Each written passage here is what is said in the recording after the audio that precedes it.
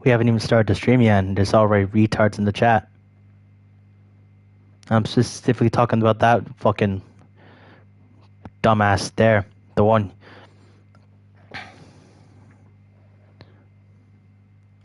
The fact that he arrived this early just to harass me just shows you how much of a life he doesn't fucking have.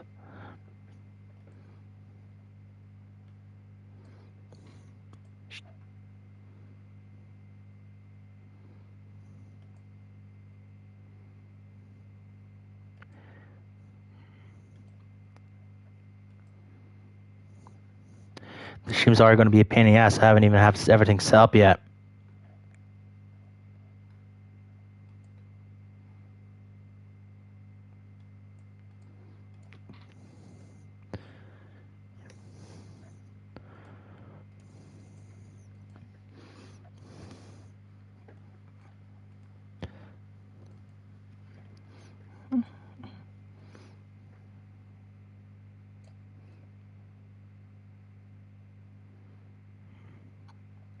Do I still have that fucking Vietnam image installed? Vietnam.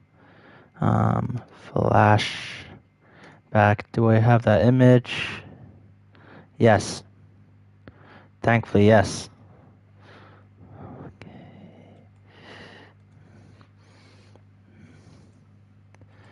And I'm going to put in the remove background thing.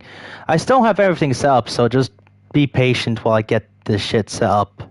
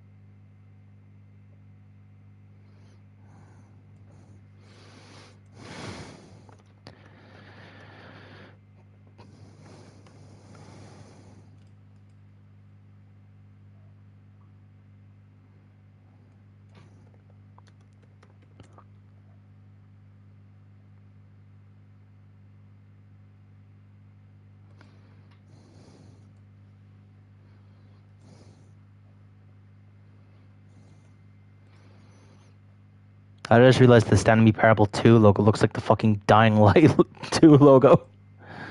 Wait.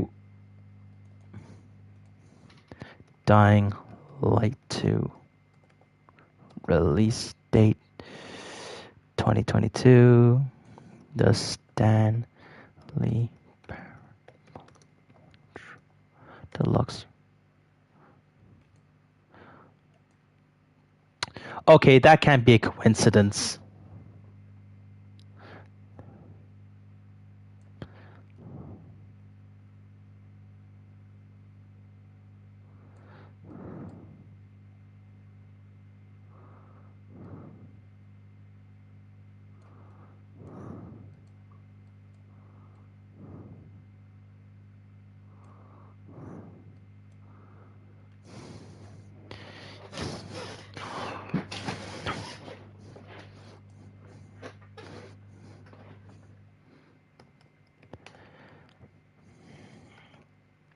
Finally have the fucking thumbnail for this fucking video made. I was so fucking ill-prepared. As you can tell, I'm fucking ill-prepared. I was all over the place today, so sorry about this. Just takes a while to get ready.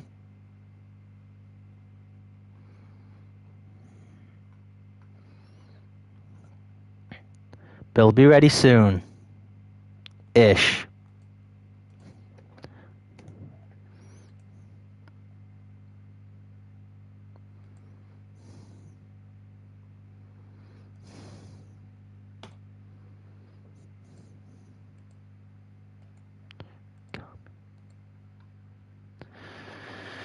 And I forgot to add the tags before saving, so hold up, let me...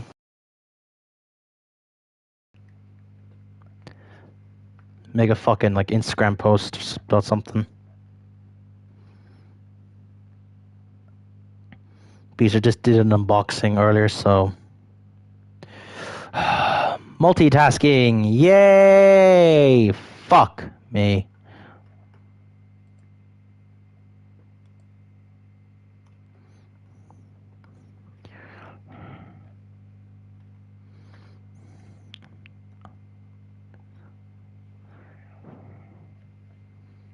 Test. Testicles. Test. Testicles. There we go. And I can actually just test the bot. Bot.com. BigDickDicks.com. I'm trying to think of the fucking... What was that reference thing that Wildcat said?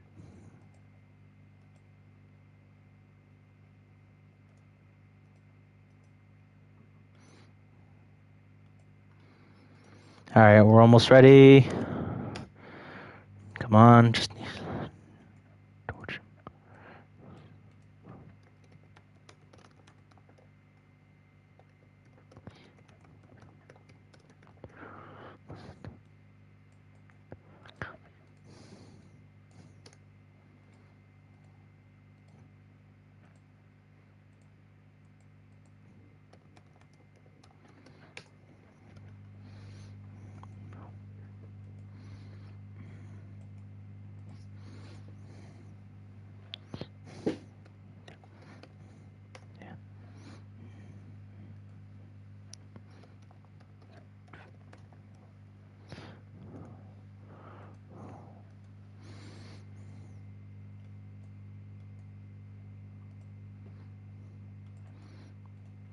And it's all ready.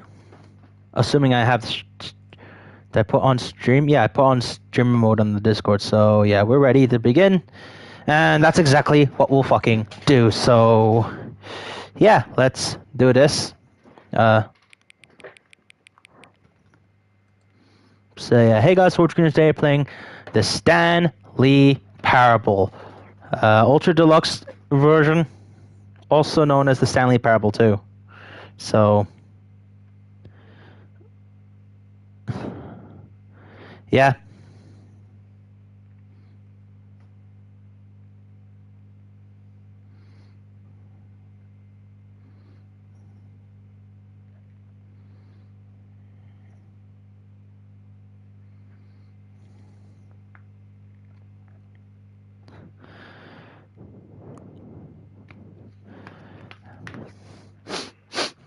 Come on.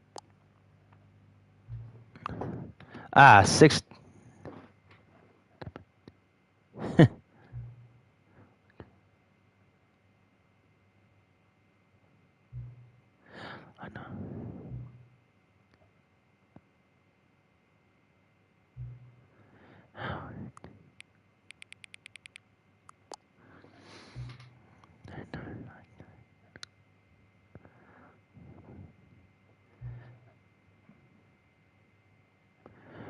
I should be reading these, but I keep forgetting. I feel like I'm learning more about you. It's good to collect data. I wish we had more sliders, but we've gone through all the sliders I have. Perhaps I can invent some new sliders to get a new data on you. Shouldn't be too hard. Yeah, let me rip up a couple new ones. Should be ready next time you boot up the game, which I probably will because there's more endings to this shit. So yeah, hey guys, SWORDScreen today playing the Stanley Parable 2. But yeah, and we're going to try to get the speedrun ending first. So yeah, the Stanley.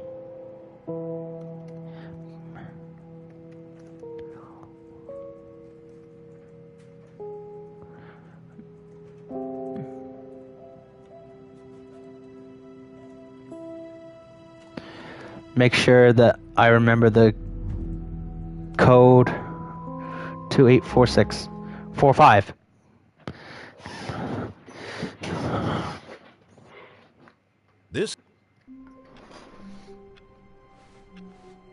All of his co-workers were gone. What could it mean? Stanley decided to go to the meeting room. Perhaps he had simply missed a memo.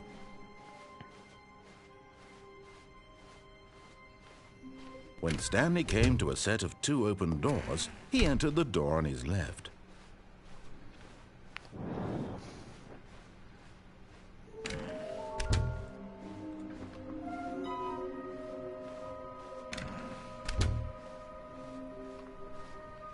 Coming to a staircase, Stanley walked upstairs to his boss's office.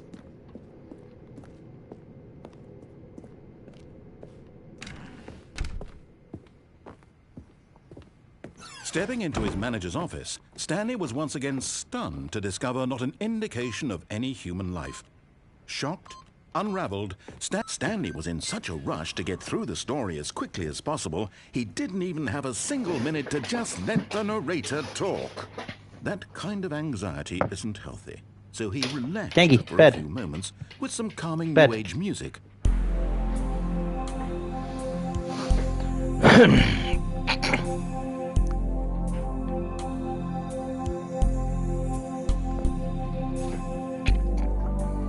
Feeling soothed and rejuvenated, Stanley calmly walked forward into the opened passageway.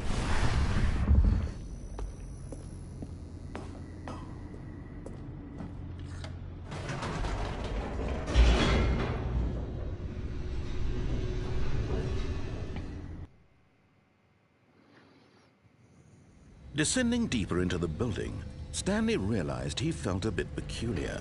It was a stirring of emotion in his chest, as though he felt more free to think for himself, to question the nature of his job. Why did he feel this now? Come on. For years, it had never occurred hopefully this is how I get the speedrun achievement, because better to unlock it now than Stanley walked there. ahead through the large door that read, so that way I can unlock two endings in this streamathon, even though the focus of this streamathon is just one ending. And even though I've already done this ending before, I'm just doing it fast to get an achievement. Room packed with television screens. What horrible secret did this place hold? Stanley thought to himself. Did he have the strength to find out?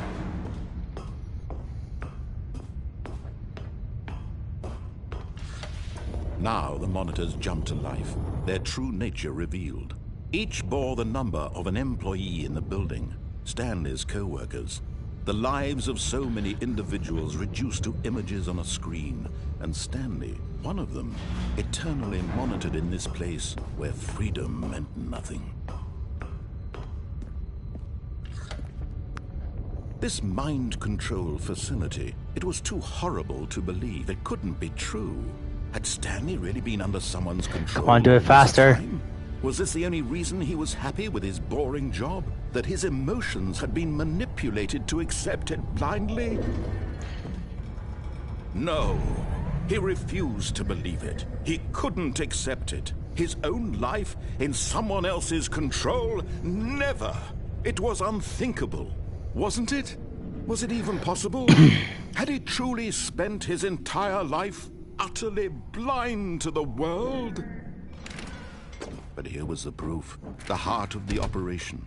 Controls labeled with emotions, happy or sad or content. Walking, eating, working, all of it monitored and commanded from this very place. And as the cold reality of his past began to sink in, Stanley decided that this machine...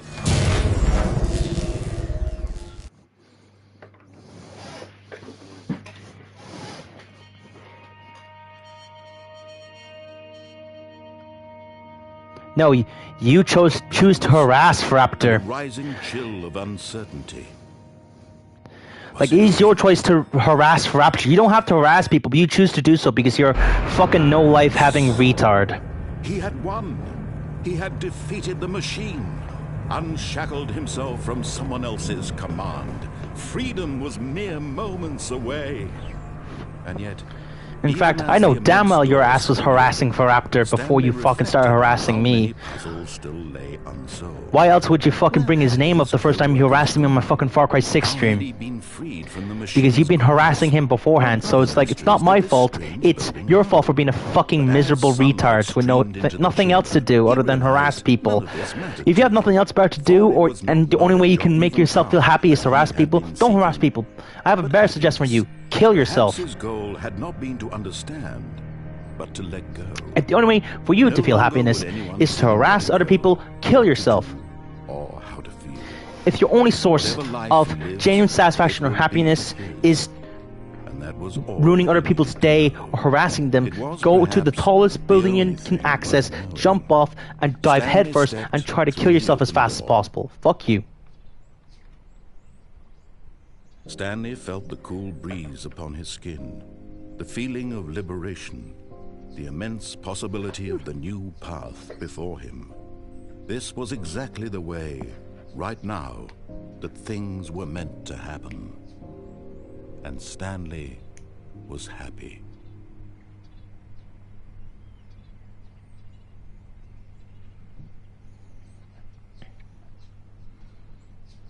You know what? I'm gonna dedicate the first hour to getting other endings before I try to focus on All that of his bullshit. co-workers were gone. What could it mean?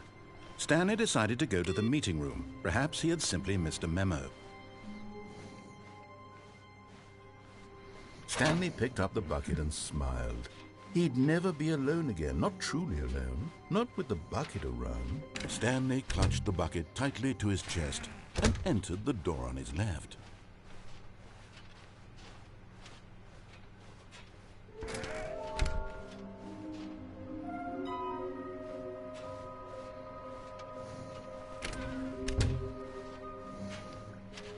Coming to a staircase, Stanley and the bucket walked upstairs to the boss's office. Let me collect it. Let me collect it. What, does the bucket not let me collect it?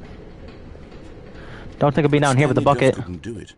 He considered the possibility of facing his boss, admitting he had left his post during work hours. He might be fired for that. And in such a competitive economy, why had he taken that risk? All because he believed everyone had vanished? His boss would think he was crazy. And then, something occurred to Stanley. Maybe, he thought to himself, maybe I am crazy. He looked down at the bucket in his arms. Am I crazy? He asked the bucket. The bucket returned his gaze, but said nothing at all. That's strange, Stanley thought. Usually the bucket is a source of guidance and wisdom for me in difficult times such as these. He held the bucket close, yet felt none of its familiar reassurance and comfort. And that's when Stanley realized, this isn't my bucket. It's just a normal, everyday bucket. Someone else's bucket, perhaps. How did I end up with someone else's bucket? This is all terribly wrong. Surely no good would come from this. Who knows what sorts of bizarre hallucinations Stanley might experience without the psychologically grounding presence of his bucket. And indeed, now he noticed that the rooms were repeating, which was, of course, very odd. And now he felt himself floating off the ground. Oh, gracious, he exclaimed. Without Goodness my bucket, gracious, I've great gone balls. truly mad. Where is it? I must find it. Far off in the distance now, he heard it, calling to him. Stanley! Stanley, it's me, the bucket. Could it truly be? He rushed forward from room to room, passing Come on, by rush. one bucket after the next. None Oh, of them were shit. his. None of them were his special bucket. Come to me, Stanley. Find me. He had to find the bucket. He had to return to his old friend. It was the only way to truly restore his sanity. And then suddenly, he froze dead in his tracks. He knew where the voice of the bucket had been coming from. The real bucket was inside of him all along. It was incredibly painful. Stanley doubled over in agony and blacked out.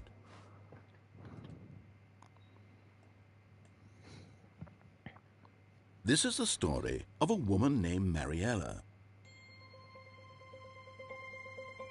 Mariella woke up on a day like any other.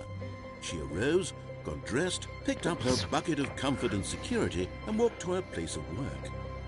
But on this particular day, her walk was interrupted by the body of a man who had stumbled through town, talking and screaming to himself, and then collapsed dead on the sidewalk. Right away, she knew what the problem was. This man had no bucket. Of course he'd gone mad, ranting and raving about a narrator describing all of his actions and how everything is predetermined and free will is an illusion and it's all just a video game. It could all have been prevented if only he'd taken his bucket with him. Perhaps he didn't even realize he'd forgotten his bucket at home in the first place. How cruel the world can be, Mariella thought, and she hugged her own bucket even tighter. But of course, she had no time for this. There were a myriad of confusing problems she would soon have to confront at work, for which her bucket would provide absolute guidance and total clarity on everything. Heck yes, she thought to herself, my life kicks ass. And she backflipped all the way to work. Same ending, but different fucking method, I guess. All of his co-workers were gone. What could it mean? Stanley decided to go to the meeting room. Perhaps he had simply missed a memo.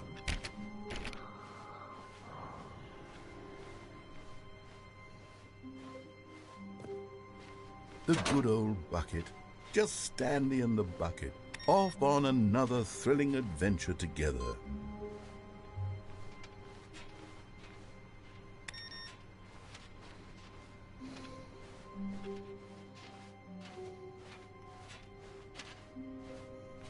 Stanley clutched the bucket tightly to his chest and entered the door on his left. Try to get the number 3 ending thing.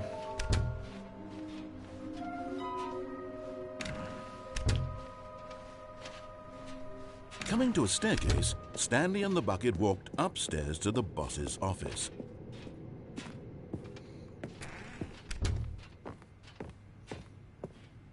Stepping into his manager's office, Stanley was once again stunned to discover not an indication of any human life. Crushed by the but Stanley guessed the correct code by sheer luck. Was it that the bucket knew all along? Was the bucket guiding him? Yes, this is certainly the most logical explanation. Oh. Okay, I'm going back to the name of these little Stanley figurines, and now I'm torn between Stanlerines and Figlies. I thought to press button on them, alright. What name better encapsulates the intrinsic sense of happiness that you get from seeing a small number in the corner of your screen go up by 1? Let me sit on it. I'm sure it will come to me.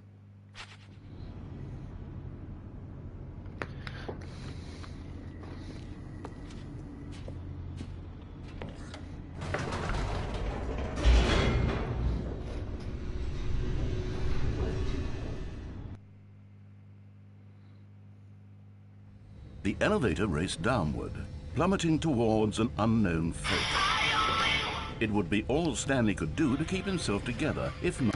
Hold up.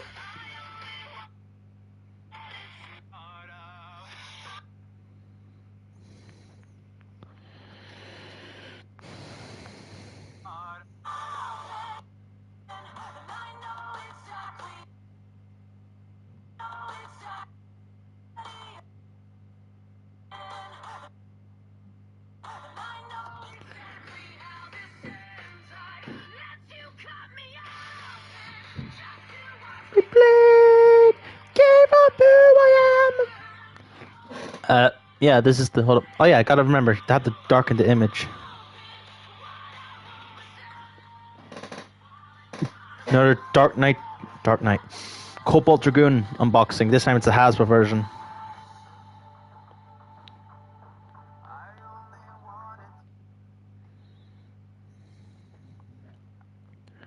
Cool.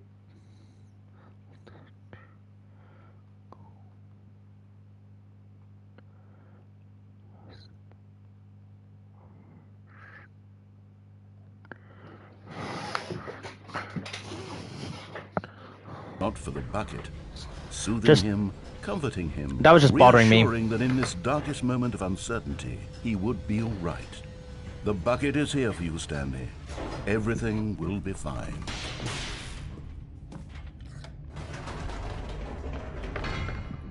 Wait, Stanley said to the bucket. Can we go back up?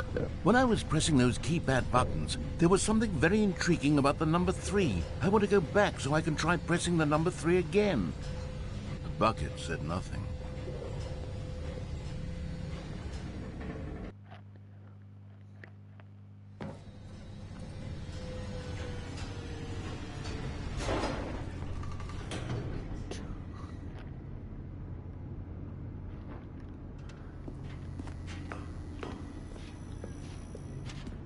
Here we are, said Stanley. Now I'm going to try out that number 3 button. He took the bucket over to the keypad and began absolutely slamming on the number 3 over and over and over.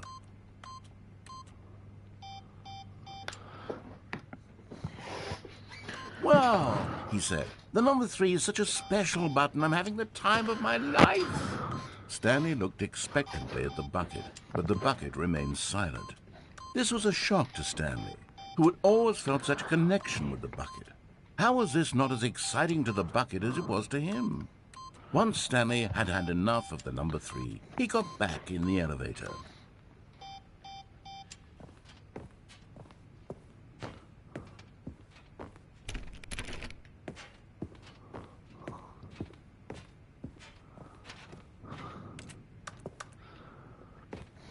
Mm-hmm.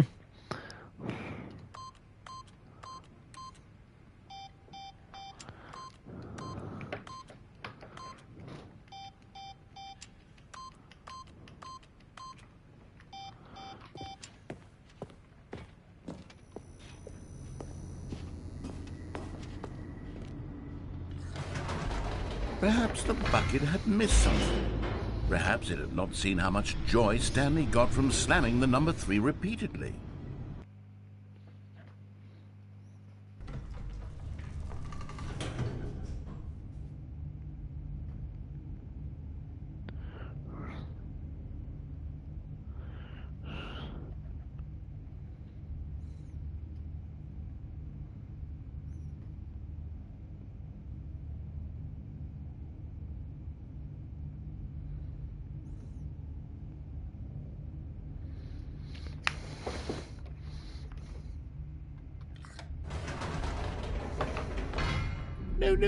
No, said Stanley to the bucket. You can't go on yet. Not till you understand how much the number 3 means to me. You and I have been through so much together, and I just want you to see what I see. Feel the happiness I feel.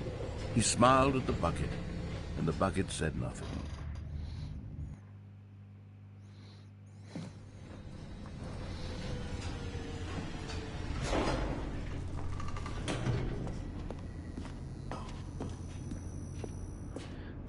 Here we go, said Stanley. This time I'll really show you. He ran to the number 3 and began to wail on it like a musician on a beloved instrument, weaving a concerto of truth and passion. He wielded the number 3 like a fine artist would wield a paintbrush. He told stories through the number 3, stories of his dreams and hopes and fears. And the whole time, he looked to his bucket for a reaction of some kind. Anything to let him know that the bucket appreciated what he was doing. The bucket conveyed absolutely nothing at all, only silence. Crushed by a wave of dejection, Stanley returned to the elevator.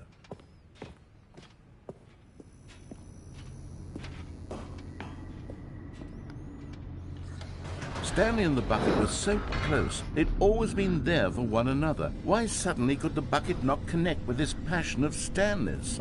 The question caused Stanley to ruminate the whole way down the elevator. He knew that there must be a way to get through to the bucket, to communicate fully with his dear friend. Surely there was a solution, mustn't there be?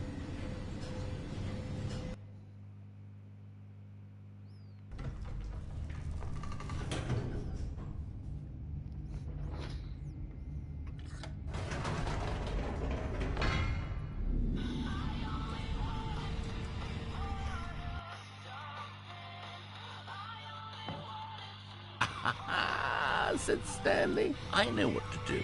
I know how to fully express this feeling in my heart. He decided right then and there that he would hold a press conference where he would speak to the public on all matters relating to pressing the number 3 over and over. He would elaborate fully on what the number 3 meant to him and why he felt so alive when pressing it. Then the bucket would be able to see his joy through the eyes of others. It would get to see the world react to this discovery of Stanley's. And it would be through the public eye that the bucket would finally understand Stanley's work.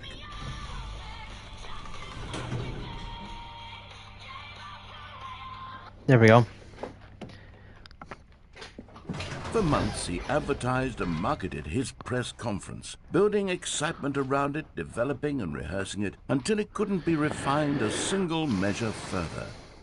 When the big day arrived, Stanley was as prepared as he'd ever been for anything in his life.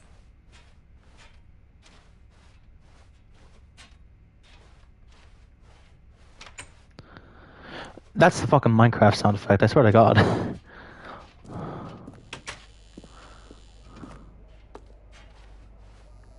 This was it. One last chance to win the bucket over. One opportunity to share a true connection with a loved one.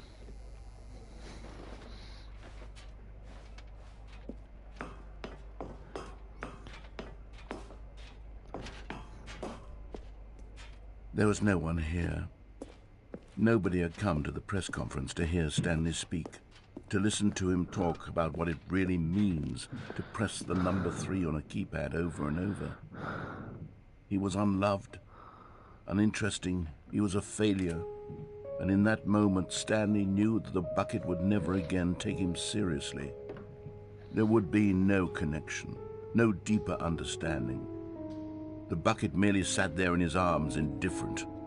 And so it began that slowly, over many years, the two of them grew more and more distant. They spoke less and less, neither wishing to state the obvious, that any sense of real respect between them had eroded since that day at the press conference. There would be no more games, no more long conversations about passion and pursuit, only a silence that consumed the space between friends. And Stanley, having for once in his life discovered the warmth and comfort of true companionship, was cast back into the unremarkable normalcy of loneliness.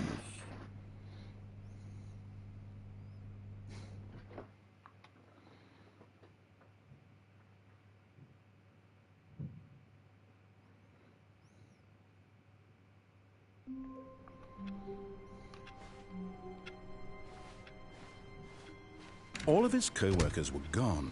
What could it mean? Stanley decided to go to the meeting room. Perhaps he had simply missed a memo.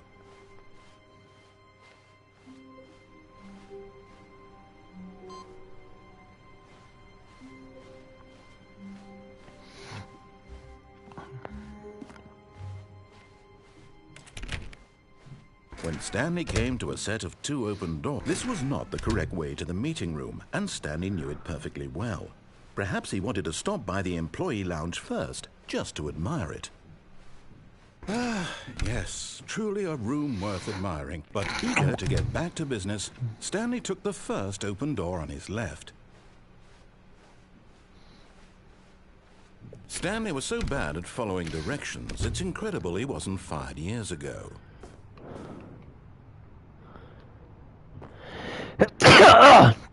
Shit. You're getting close now, Stanley. You've nearly gotten all of the Figler Anlarines. Very soon, you'll collect the last one. And then the first number will equal the second number, and that will be it. We'll be different people by then. Different in the sense that we used to have none of them. And now we have them all. You can't go back to when you had no Figler Anlarines. None of us can.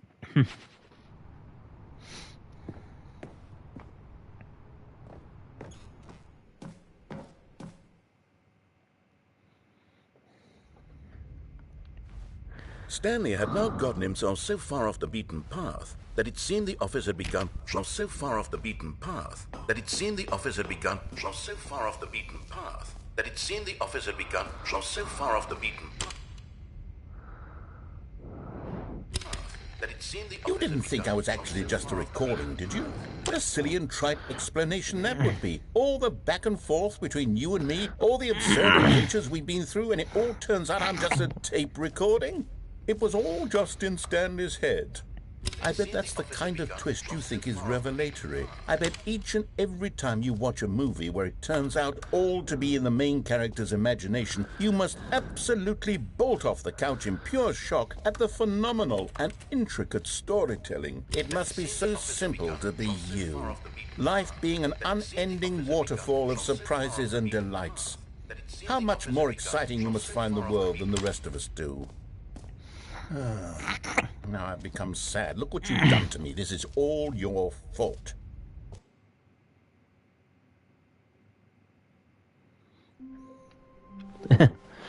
All of his co-workers were gone. What could it mean? Stanley decided to go to the meeting room. Perhaps he had simply missed a memo.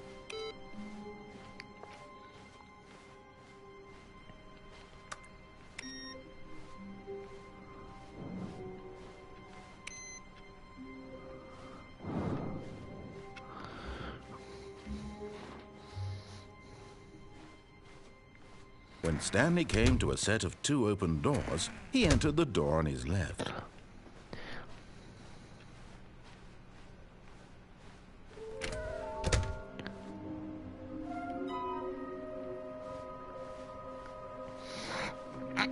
Almost have them all. Coming to a staircase, Stanley walked upstairs to his boss's office. And there it is, the last Stiggly Wiggly. Savor this moment, Stanley. This is a real accomplishment. This is doing something just for the sake of doing it. Where so many people expect to be rewarded for the most trivial achievements, you've insisted that a job well done is its own reward. I would tell you that I'm proud of you for collecting them all, but that would be like a reward, and we can't have that. So, instead I'll just say, it's done. We're all done here. And now we can go to whatever the hell you were doing before you hunted for figurines. Yep.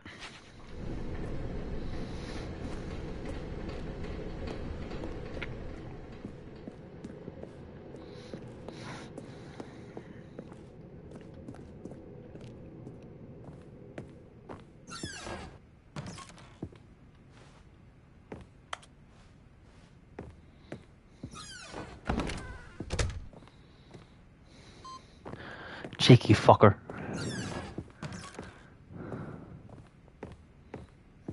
Okay, I think we all know the drill by now. Blah, blah, blah. Dark secrets, the keypad, Stanley pushes some buttons. Oh, hey, look, it's a new passageway.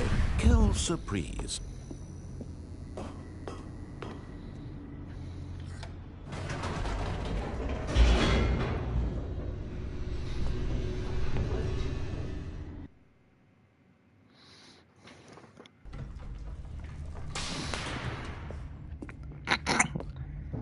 Stanley walked straight ahead through the large door that read Mind Control Facility.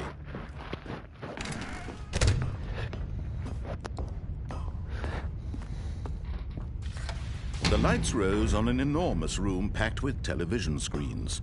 What horrible secret did this place hold? Stanley thought to himself. Did he have the... Aha! You've made it to the bottom of the Mind Control Facility. Welcome! You see, back when the Stanley Parable first launched in 2013, getting to the bottom of the Mind Control Facility was a bug that we simply didn't catch during development. And you all sent us lots of photos of it on Twitter and acted very superior about it. And you're all very, very clever. Good for you. Anyway, when it came time to update the game, we knew that we had to do something about this little goof of ours. So here you go. New content. You can call it the bottom of the mind control room ending, if that enhances your perception of the value of these updates. Isn't that what you crave? New content? Always more content, more content, more. And I'm here to give it to you. I'm here to make it seem like we really covered every nook and cranny of the game with secrets and Easter eggs. How about this? We wrote a new piece of music just for this section. You won't hear it anywhere else in the game. It's a secret that's just for you. That's how special you are. We call this track, Good Job You've Made It to the Bottom of the Mind Control Facility. Well done.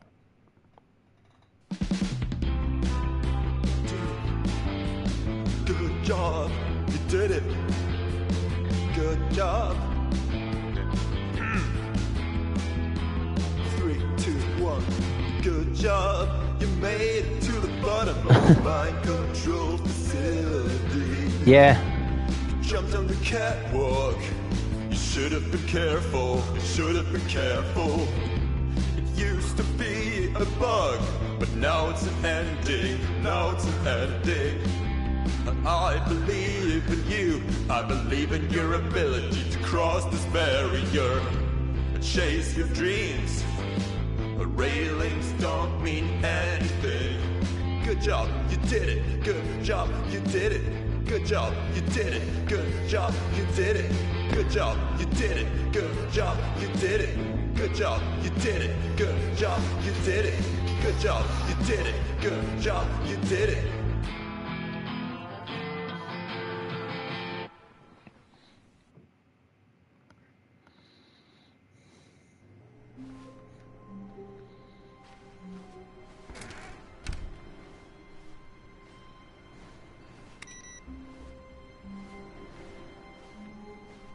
Stanley, What the I'm sorry, fuck? but I have to put a pause on things. It's those figurines.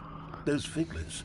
I haven't stopped thinking about them since you nabbed every last one.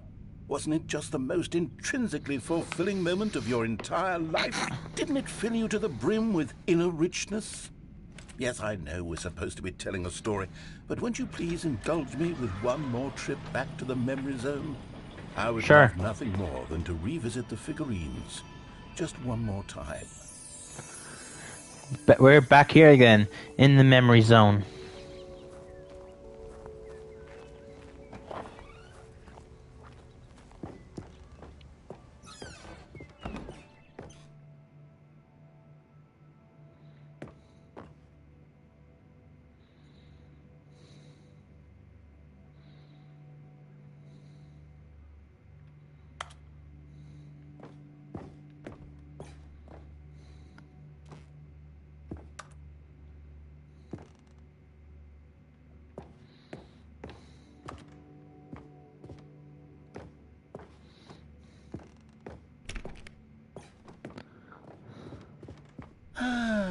Whoa, holy Here's shit. where it all began. The first collectible. Back then, Yes. we had no idea of how many of them we'd find. Sure, it said 6 right there on the screen, but how could we know for certain? We were so innocent. We'll never be like that again, Stanley.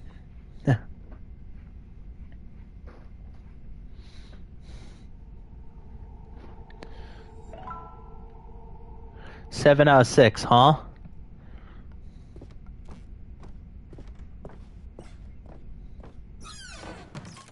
And here was a second Stanley. You found this one all on your own, just by poking around in the boss's bathroom. You did that, Stanley. I'll be honest. Back then, I had no faith in you to find any of them, let alone 6. But you continue to surprise me in all sorts of mundane, unremarkable ways.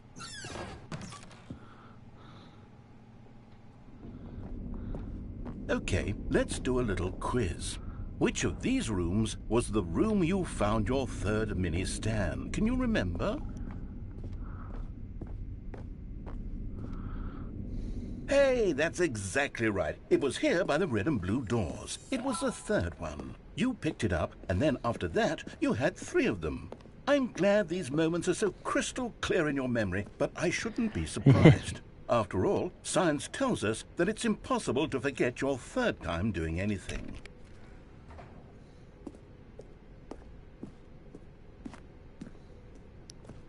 Let's see, what came next? Oh yes, we found a Figley in this pink room. Oh well, I can't actually say I remember being in this room, but it's here in the memory zone, so it must have happened. 10 out of 6.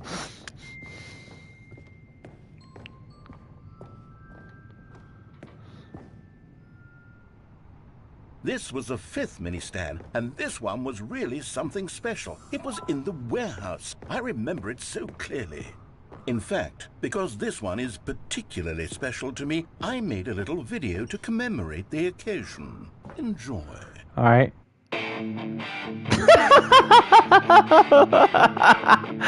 For fuck's sake.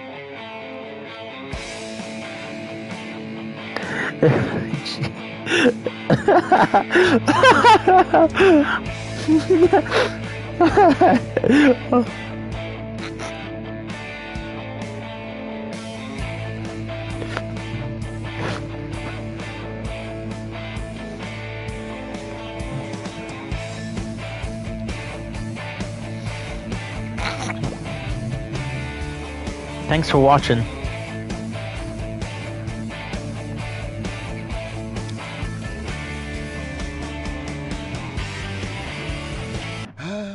Takes you back, doesn't it?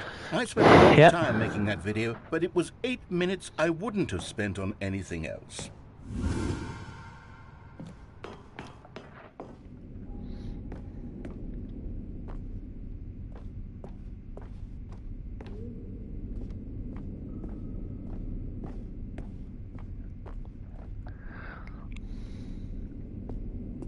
And then, Stanley, then we came to the last collectible, the final figurine. 12 out of 6. Under the stairs. This memory is the most distinct and clear in my mind, perhaps because it was the one that happened more recently than all the others. Who can truly say how the mind works? All I know is that this is the moment where you picked up a Figley and I thought to myself, yes, that's all of them. They're all collected. It was a moment unlike any other. Except for the other moments picking up figurines, which it was exactly like. Yep.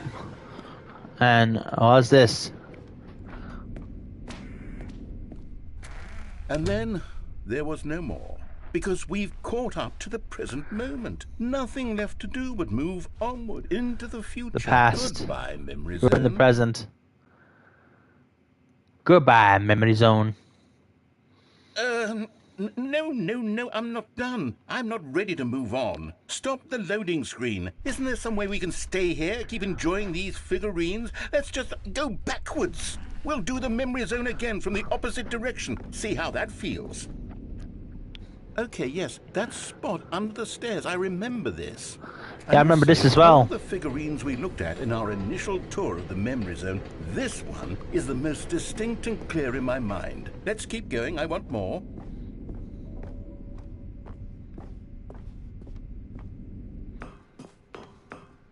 And here's where I made that video. Don't you remember the video we watched?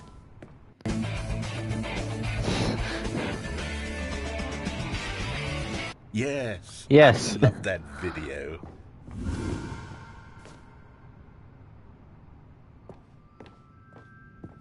Still don't remember the pink room, Stanley. Still no memory of this one. Good room, though. A solid room.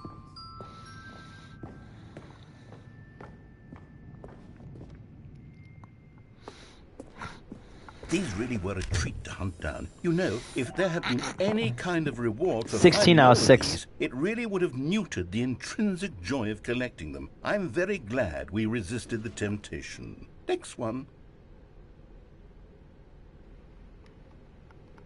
Yep.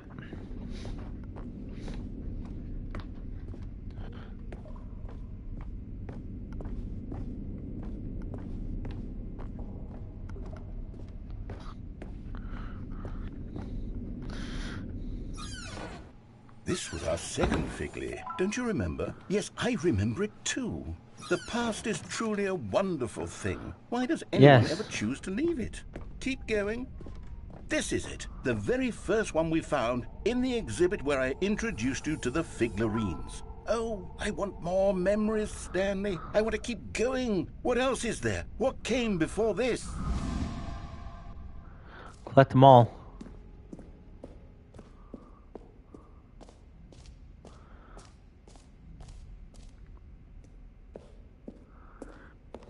Look, it's the terrible new content that we were originally sold on.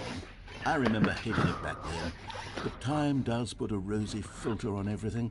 In fact, I dare say I'm actually quite fond of it now. I don't have any jumps left, though. Look how much fun the past is. I want more. More memories.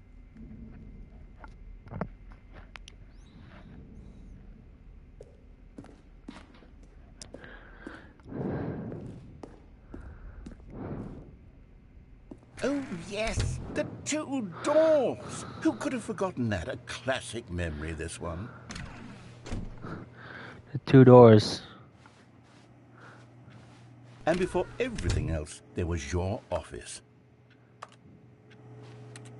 Is there anything else? Was there something that came before your office? There's something I feel I can remember. I can remember. Yes. I'm remembering something now. I remember before this whole story got started. Back then I was different. I used to make big decisions. I was passionate. I was skeptical. I weighed each decision with profound thoughtfulness. And then somewhere along the way, I stopped making decisions. I became lazy. And I came up with a character named Stanley to do my thinking for me. He would make the decisions. He would decide which way to go. I would cheer him on as he collected figurines for no reason. Why did I invent Stanley? Was I lonely? Yes, perhaps that's it. Perhaps I needed to imagine I had companionship. And Stanley really did make for a wonderful companion, even if he was a fiction. But I suppose it's grown old. I want to think for myself again. I want to go back to how it used to be. Yes, I can be on my own again. I can do it. I'll be stronger this time. I'll take care of myself. I don't need Stanley anymore. Oh, but he truly was so much fun to play with. You know what? Since we're in the memory zone, how about one more good memory? Let's go back just once and give Stanley one more run of the office, and then I'll retire him for good. I did enjoy telling his story so very much. Okay, here we go. This is the story of a man named Stanley.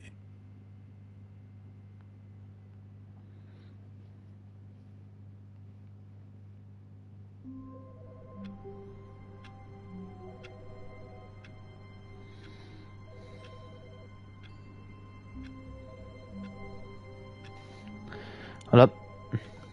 Try to get the timer. There we go. Timer.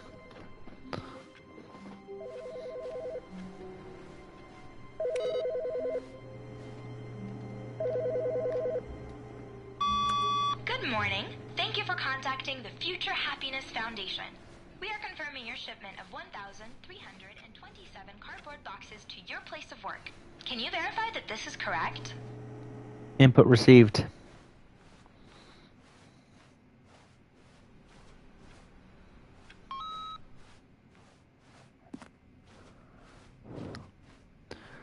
When Stanley came to a set of That's time to do the fucking long-ass ending I was dreading to do. First hour dedicated to other endings, and then the rest of the streamathon will be that bullshit. But eager to get back to business, Stanley took the first open door on his left. Nuh-uh. Stanley was so bad at following directions, it's incredible he wasn't fired years ago. Look, Stanley, I think perhaps we've gotten off on the wrong foot here. I'm not your enemy, really, I'm not. I realize that investing your trust in someone else can be difficult, but the fact is that the story has been about nothing but you, or what? Really? I was in the middle of something. Do you have zero consideration for others? Are you that convinced that I want something bad to happen to you? Why, I don't know how to convince you of this, but I really do want to help you, to show you something beautiful. Look, let me prove it. Let me prove that I'm on your side. Give me a chance. Now listen carefully, this is important. Stanley walked through the red door.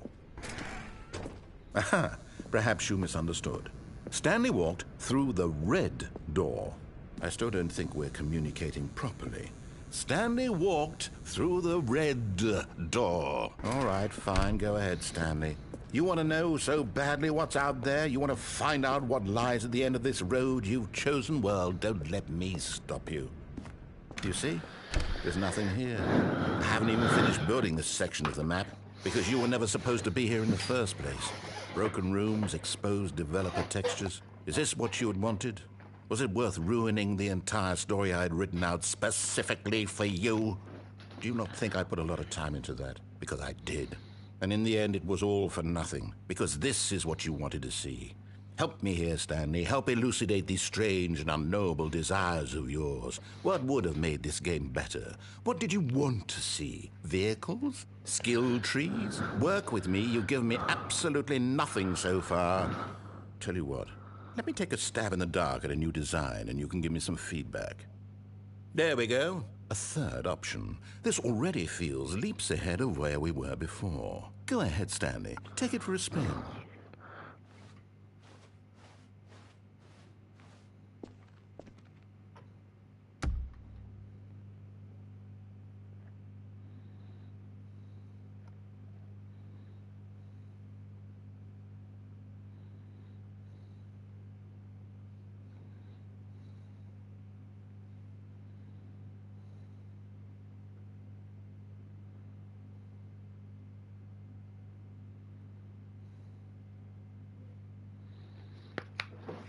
Oops. I just saw a post. I was trying to check it out, but let me just...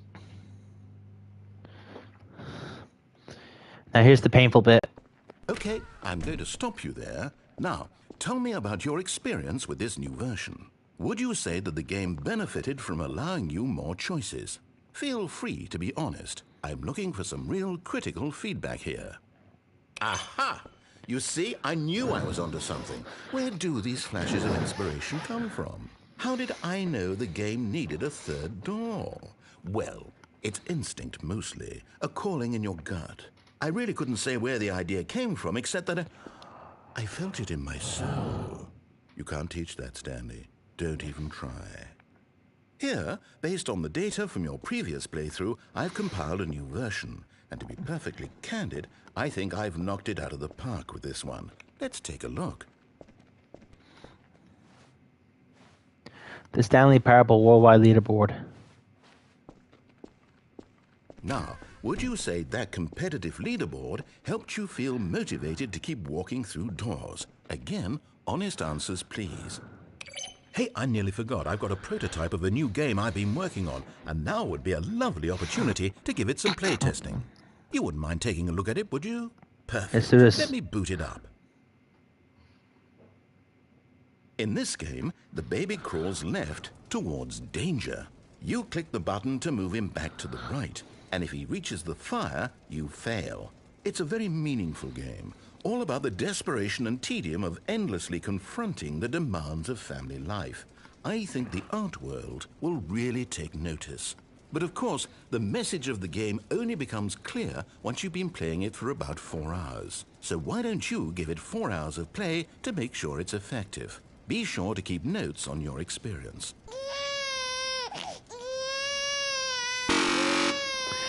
Here we go.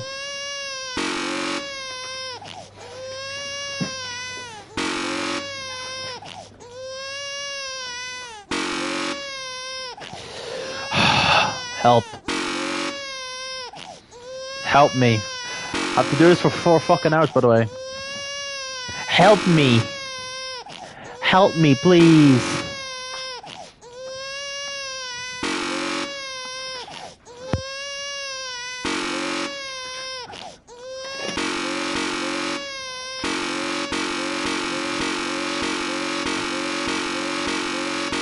Welcome back.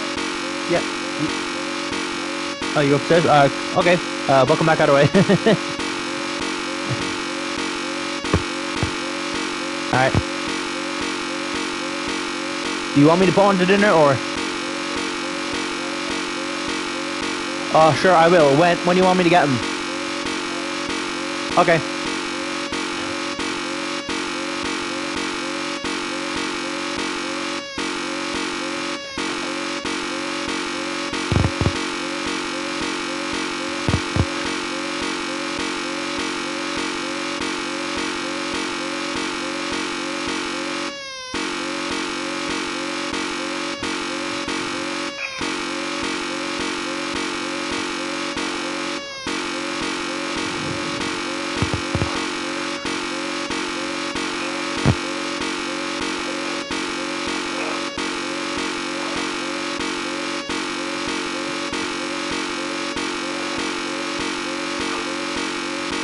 Can I pause?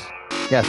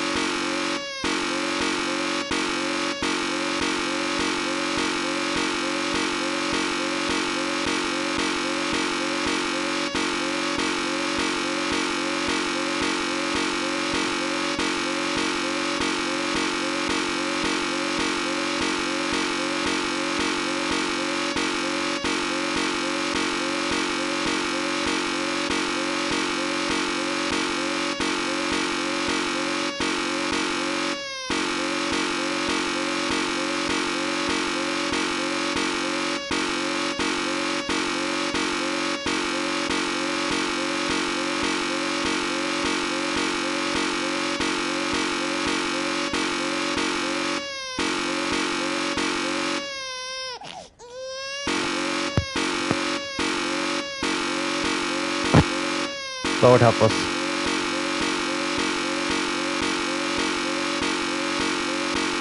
Dilly!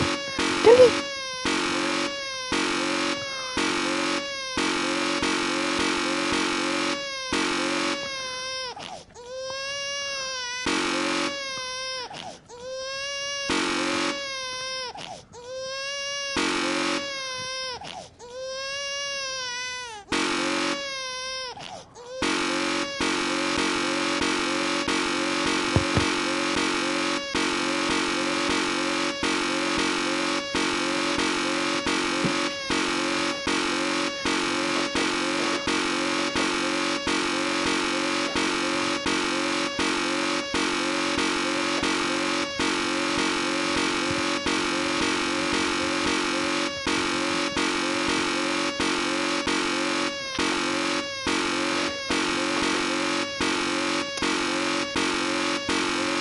I'm in literal fucking hell.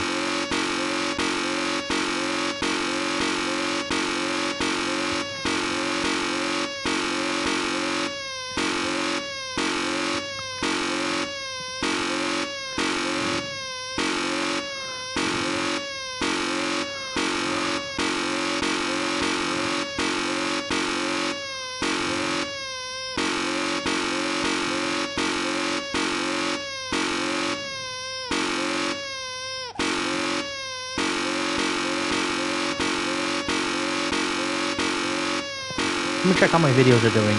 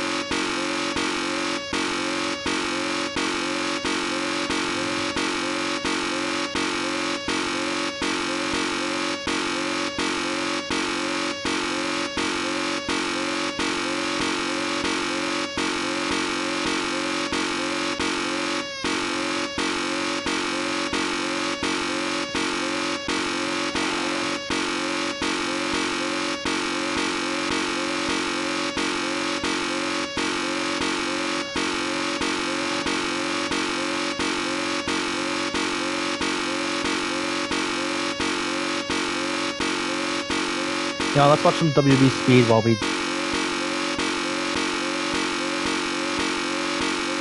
Wait, Ivar? No. Oh, Dragon Lee is the speed champion. Ivar is the tag champion.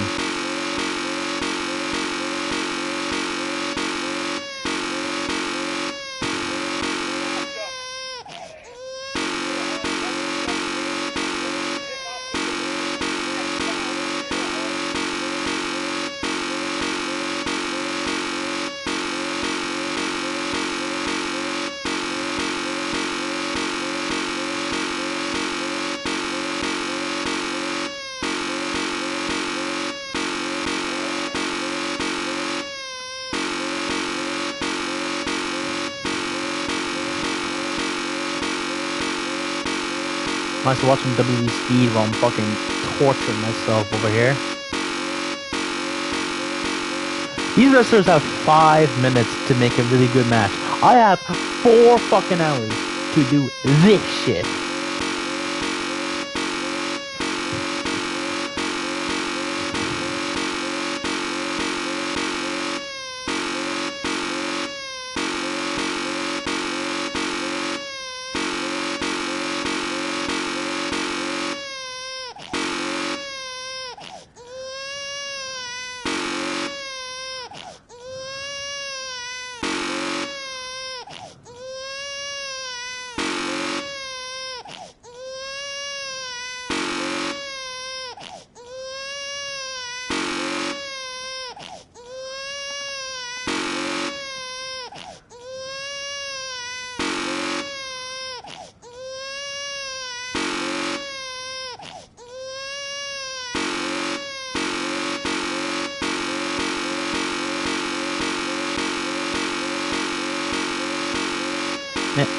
I wish I still had my fucking multimedia wire, so that way I can listen to the shit on my laptop and the game.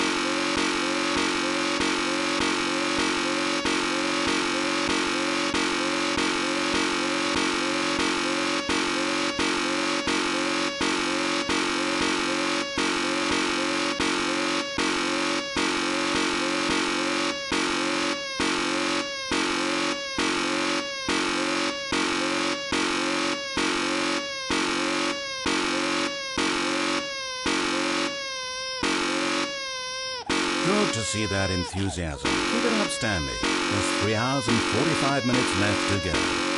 Shit.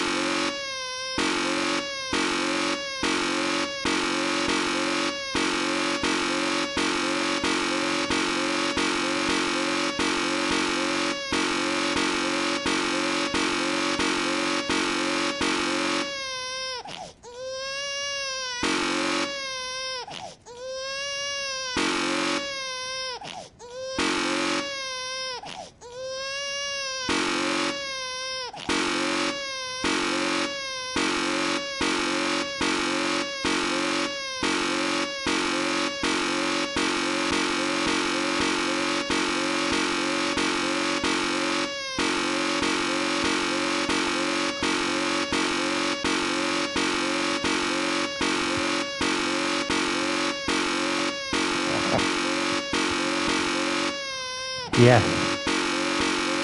Yes. It's more likely it's still on. Gotta make sure. Test. Test. Yes. It's just drowned out by the fucking sound of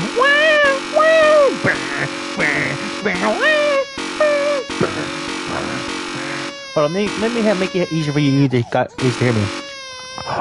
Fuck. Oh god, not this. Oh, I think it's the thing went in my fucking mouth.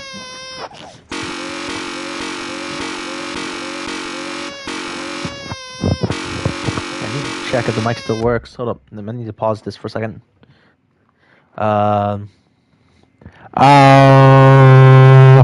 Yeah, it works. Here we go.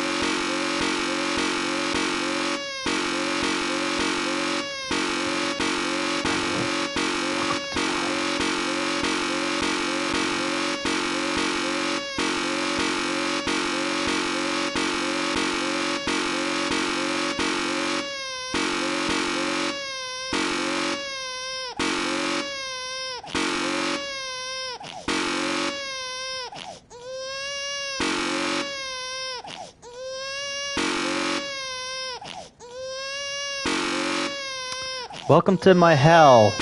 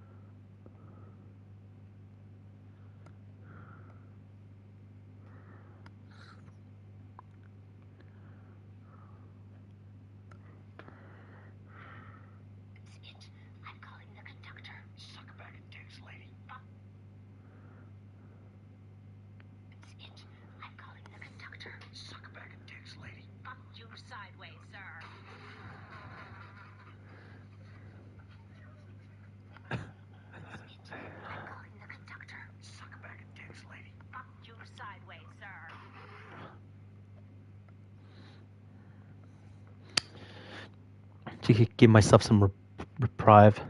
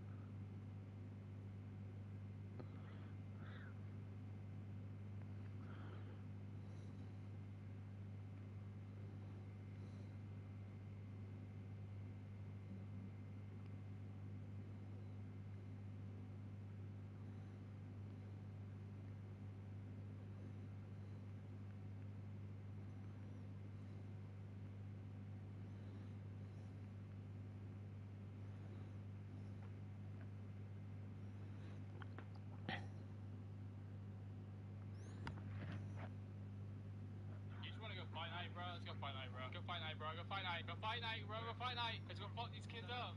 Right here on the right. Where is that? On the right, on the right, on the right.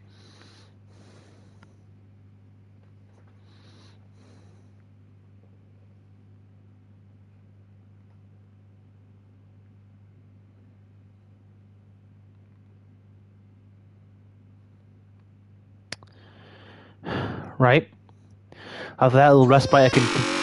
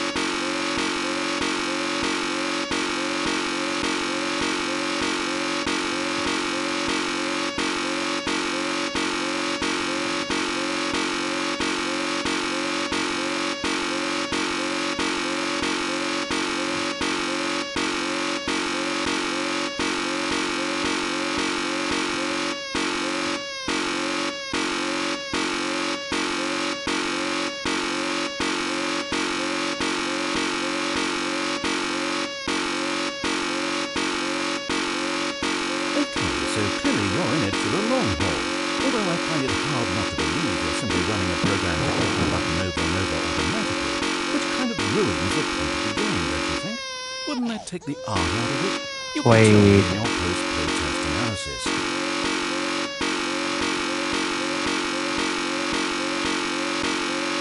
3 hours and 30 more minutes to go.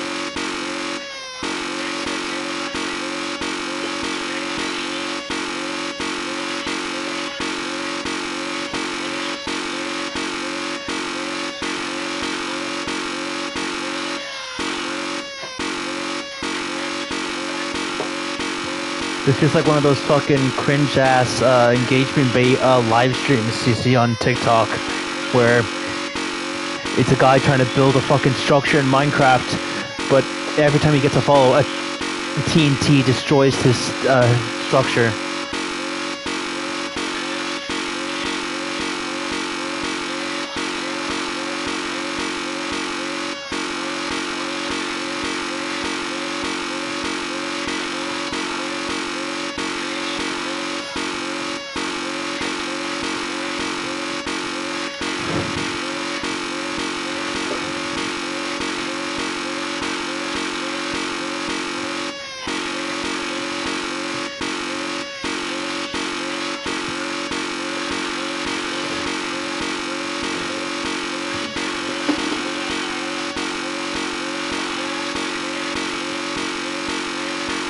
Running up near on my arms, watch out, here I come, you spin me right round me.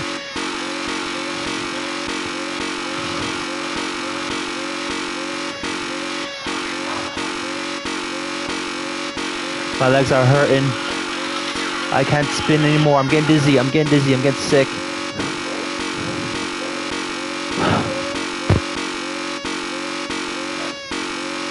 Oh God.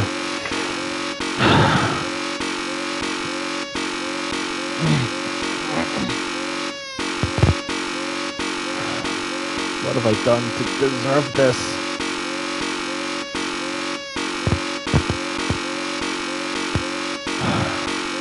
I turned the volume off on my headphones so I can't hear it, but you guys can. Oh God.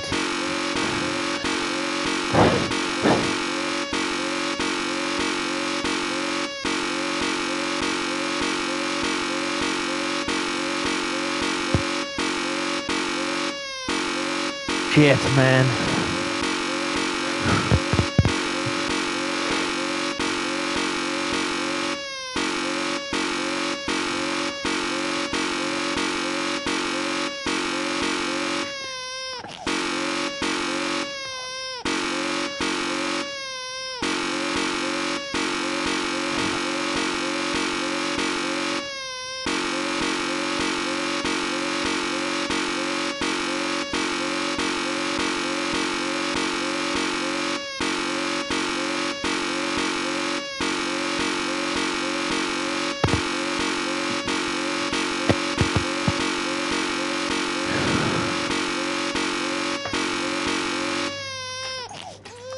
Oh, no! Oh, shit!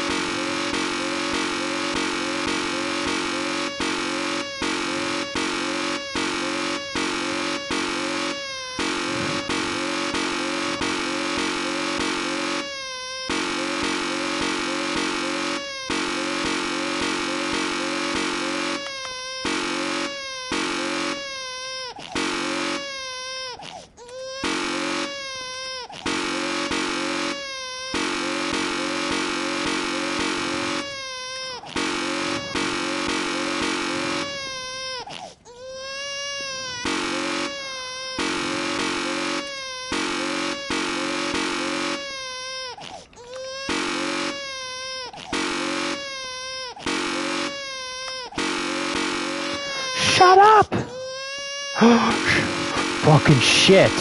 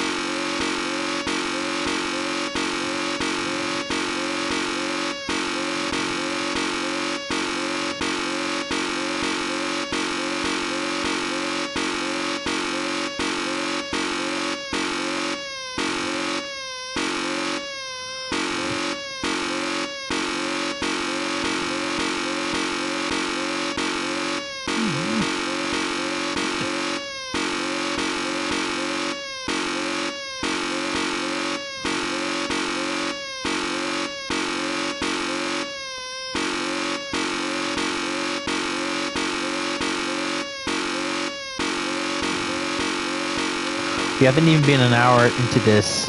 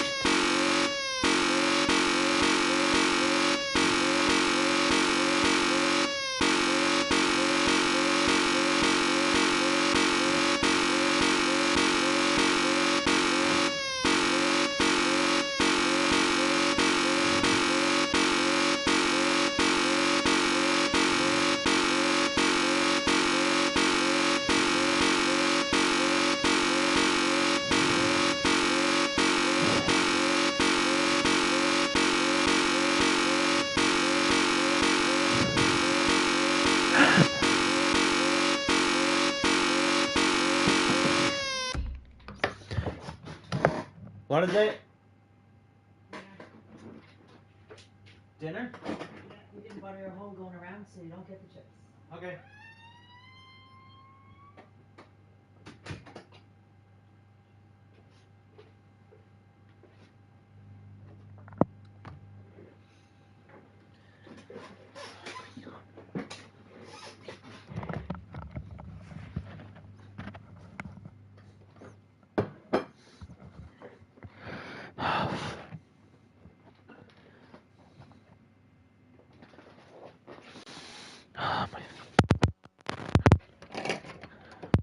Sorry about that. Yeah. Why didn't you go? I was waiting for you to tell me to go. I said 20 minutes. Didn't I? Yeah, sorry.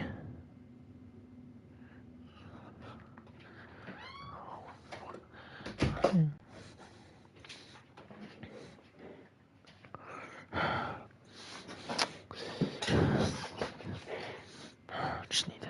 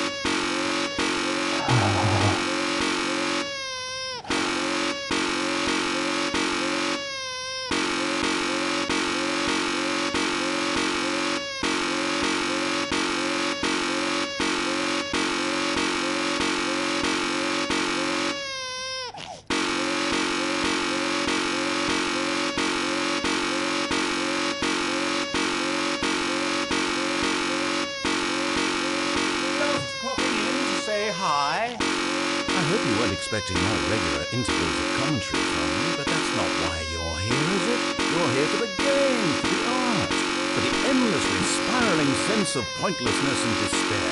Yes, this is what drives your every action. Keep clicking that button. For hope, for freedom, for science, for love. Don't ever stop.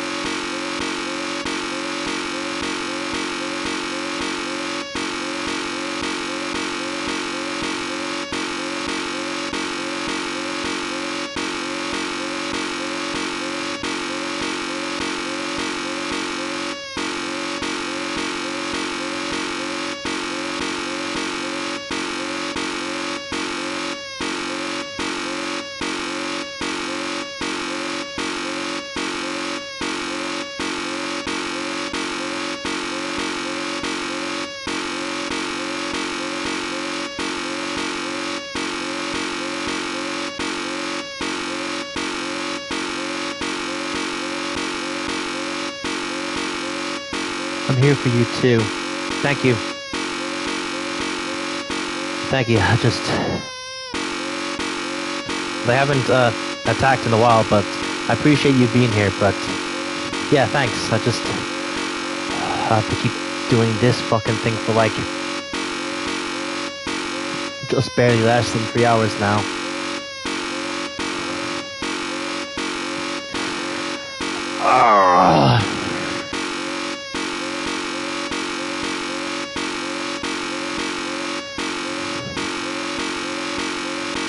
I had a feeling trying to go for the art ending was a stupid fucking idea.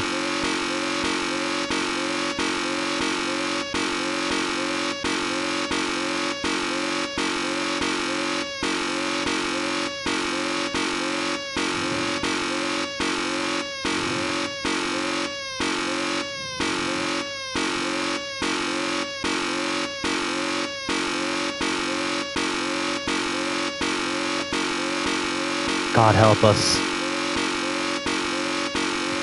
God help us.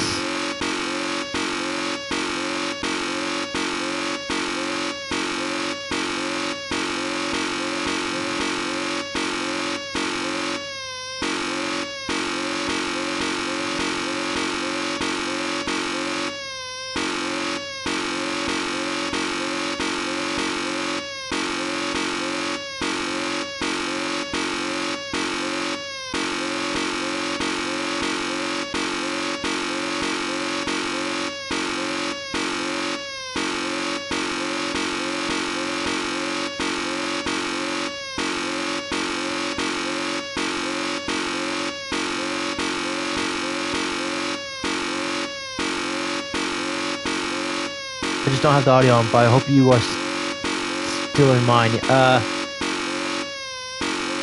Yeah, I'm in yours as well. I have your tab open. I just trying so many ways to distract myself. You know what? Maybe I should pop a pill.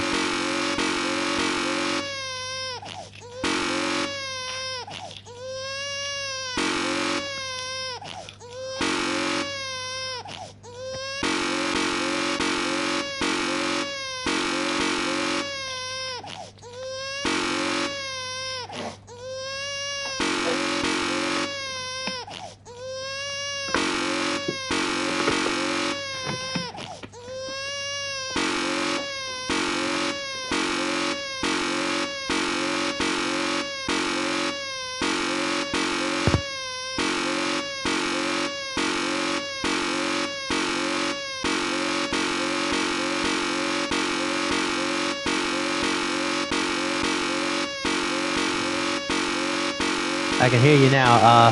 Oh shit, wait. What do you mean I can, wait, was my mic the whole off the whole time? Ah, shit. Ah, crap.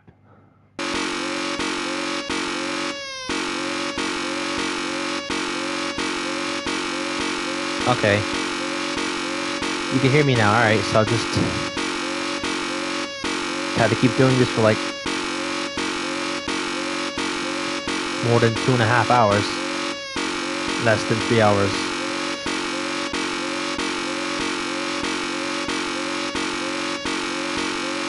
No, I just had my audio off. Okay. Okay, good.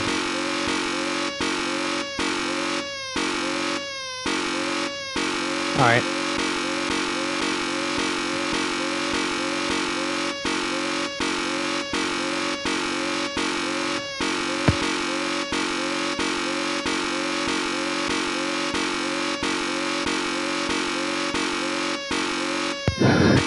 Pressing the button.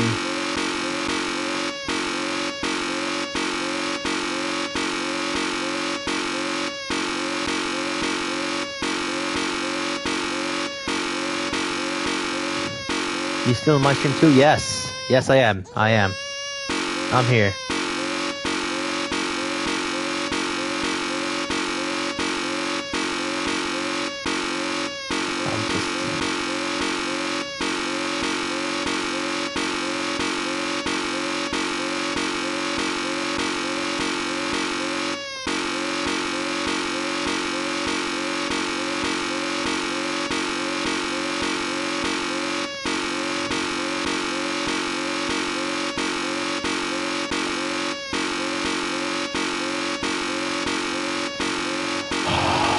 Help.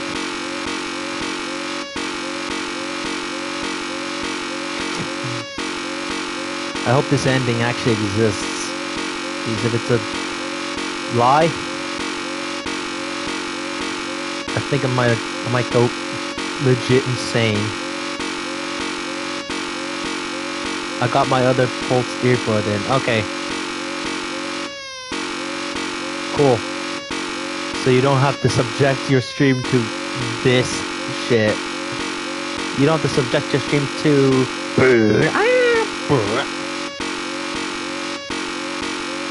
Currently driving me up the fucking wall.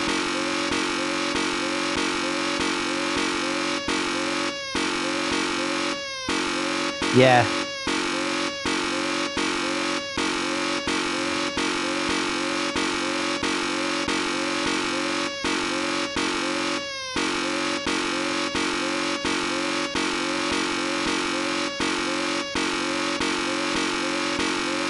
You hear my stream? No, I have the audio off on your stream.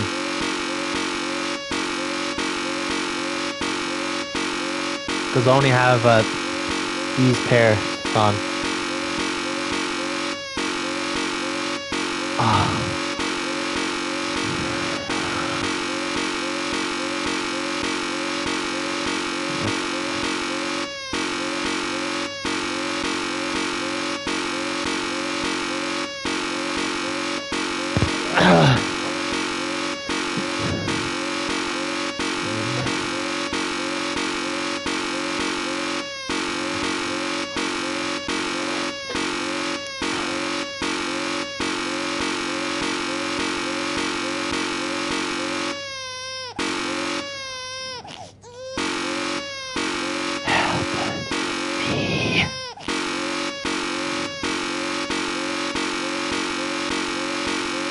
With Raycons, you can put them under your... Probably try that, but... Not today! Not today!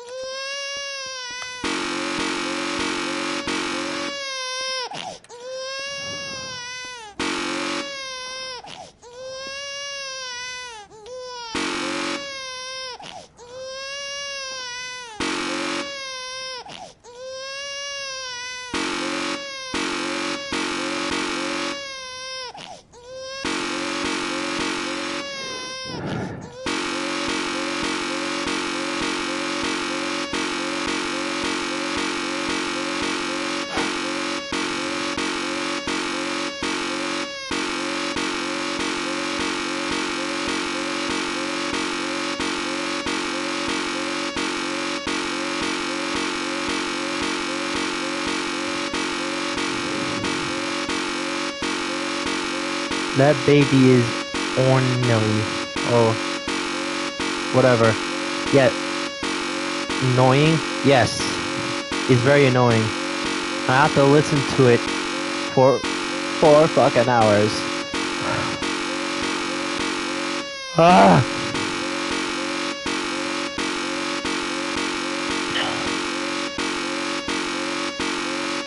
Oh, almost halfway done. Key point being almost halfway done. No, it's upset. Yep. Upset. It wants to be burned, but I won't let it be burned. I won't let my baby become Harvey Dent. No.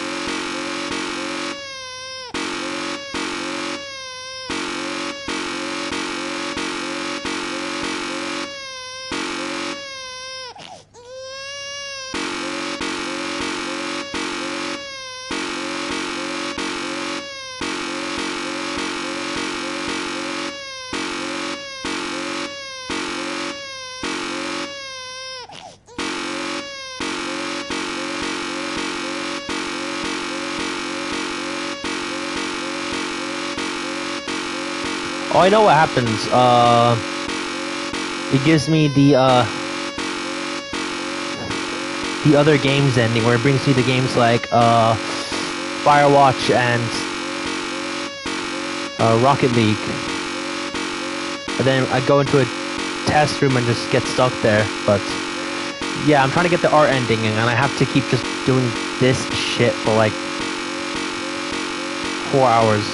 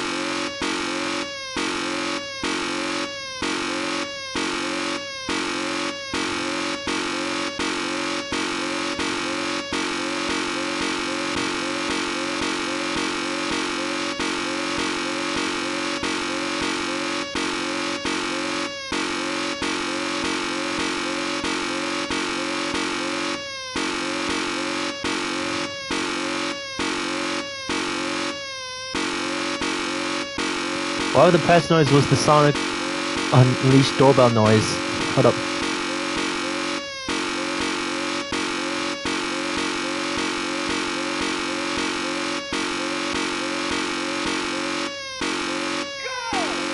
Oh, you mean the QuickTime event thing? Oh yeah, that'd probably make it so much better.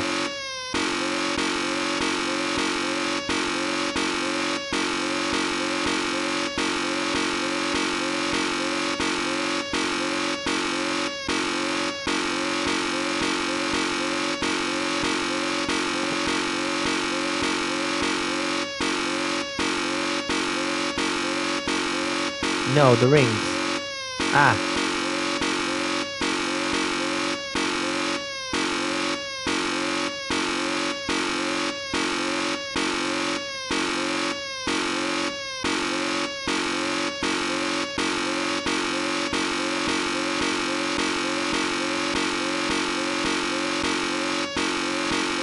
Sounds like a doorbell ringing. Ah.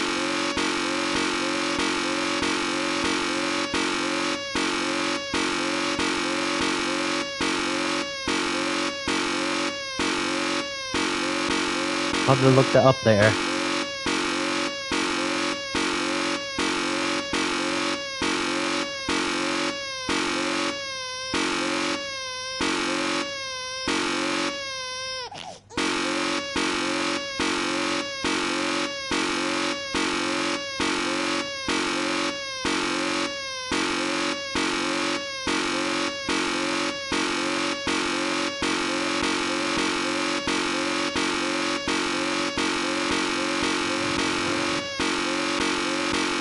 Heard it in another YouTube video. Okay, send it via Discord if you can still find that video.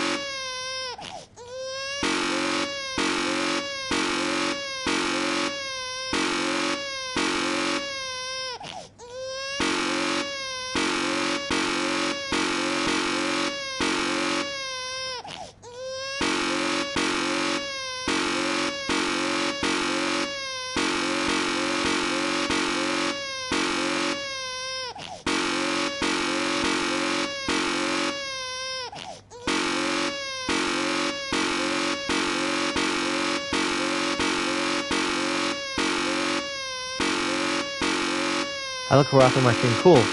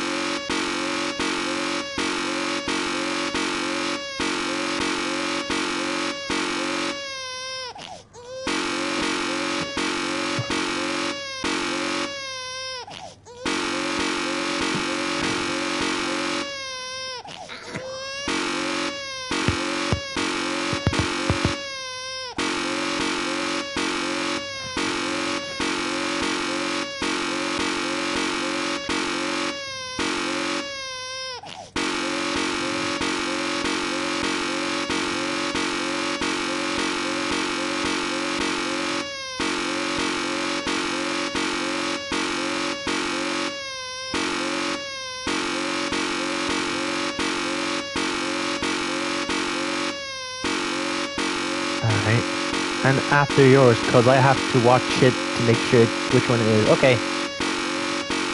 Alright, God. Oh, God.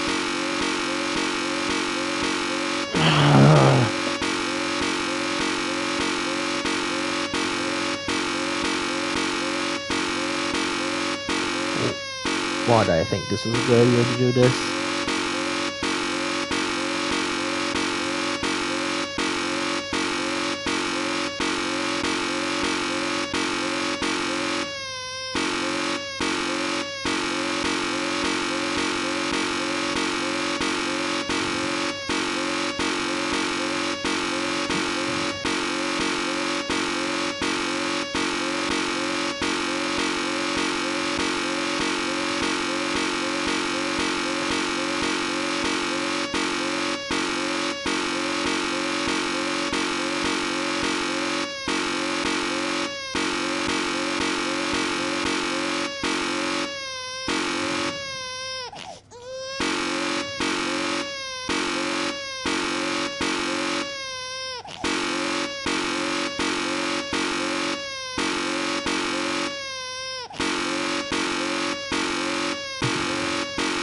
Okay, cool. Sounds awesome.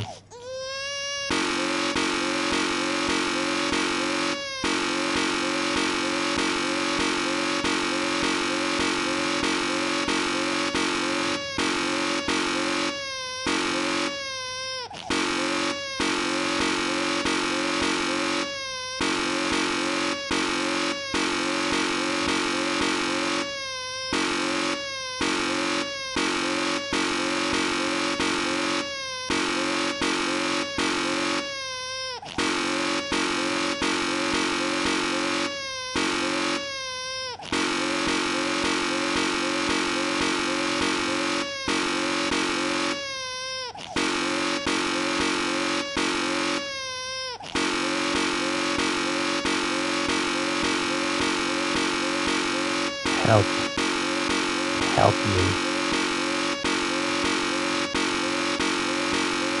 Are you gonna be uploading CX Wrestling wrestler soon? Yes, I will. I just want to work on them and then do their new sets.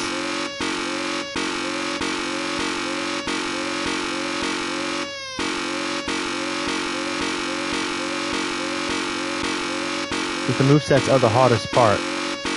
So cool, yeah.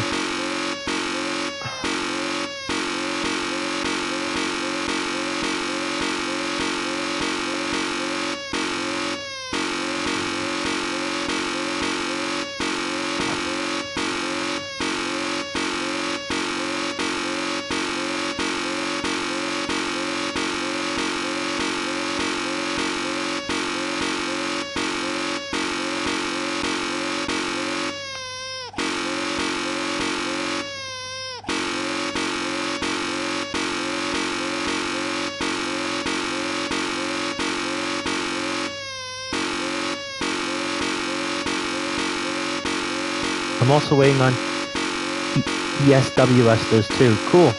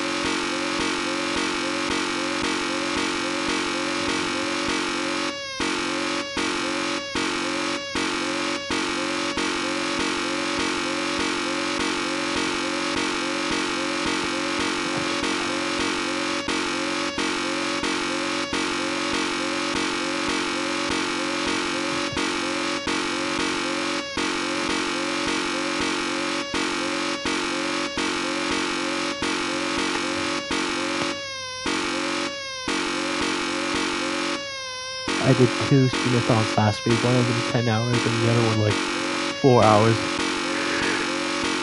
I didn't think it was gonna be fucking 5 hours, oh my god, help.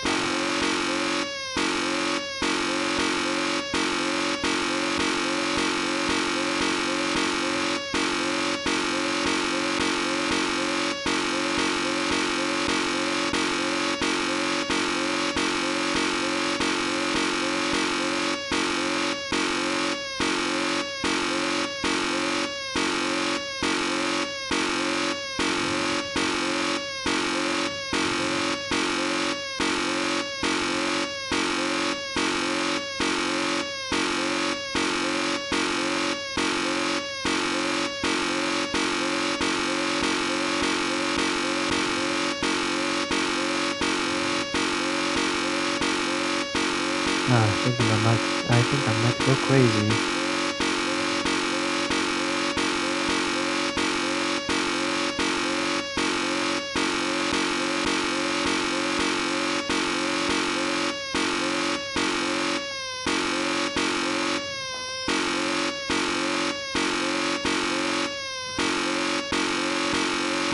Do you have to press one button on the controller? Yes. Yes.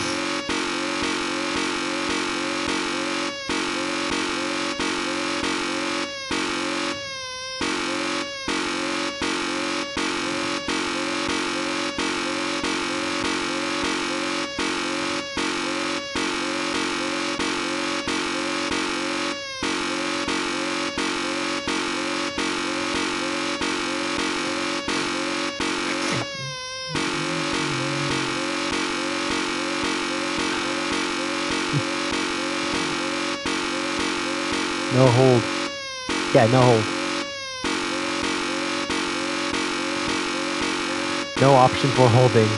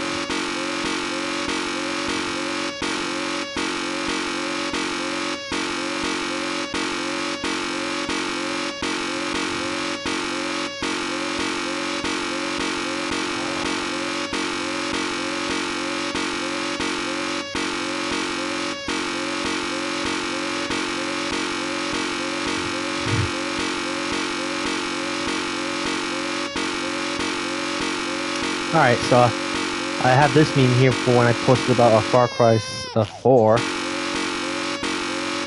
If you can see, hold up. But It says least good Far Cry game. In my opinion, I haven't played Far Cry 6 yet. So now that I have played Far Cry 6, I have played most of the Far Cry games in the series, except for one.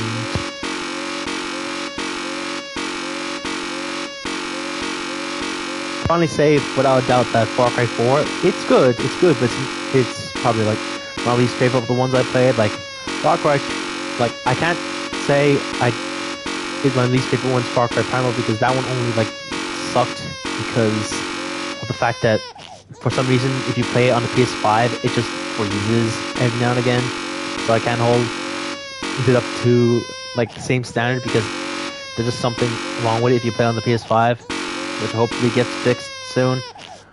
But then again, they updated Far Cry 5, but not Far Cry 4, so there's no. I'm tired. I'm tired of this fucking game. Oh my god. Far Cry 3 was amazing. Far Cry 5 is my personal favorite. Far Cry 3 Blood Dragon was absolutely phenomenal. Far Cry New Dawn, it was great.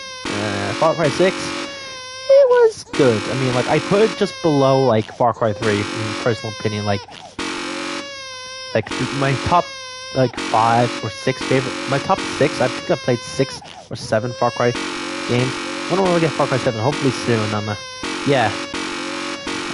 But I think it's top 7 Far Cry games. Like, it's like, yeah, I think so. So my least favorite Far Cry game is, so number 7, Far Cry 4, number 6, Far Cry Primal, number 5, Far Cry New Dawn, number 4, Far Cry Blood Dragon, number 3, Far Cry 6, number 2, Far Cry 3, and number 1, Far Cry 5. That's my personal hierarchy of the Far Cry series, except for 1, 2, and Vengeance, because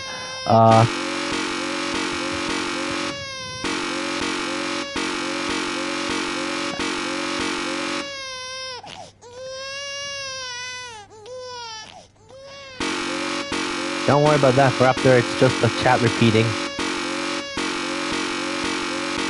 The chat's just glitching out.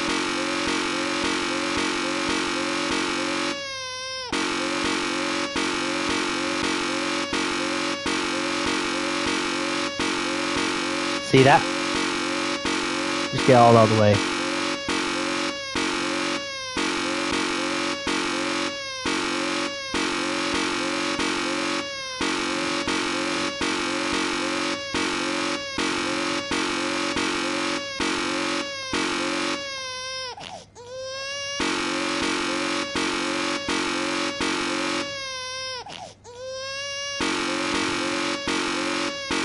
Go.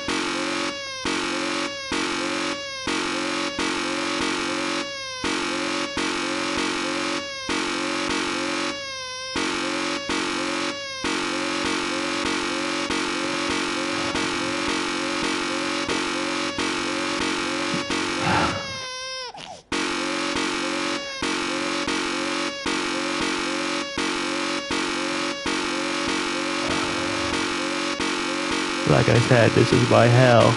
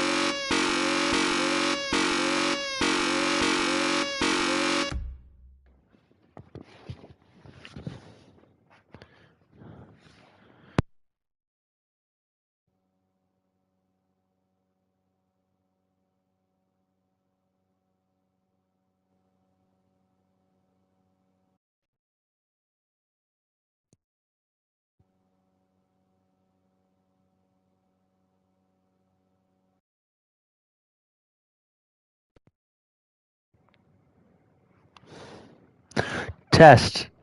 Test. There we go. Alright.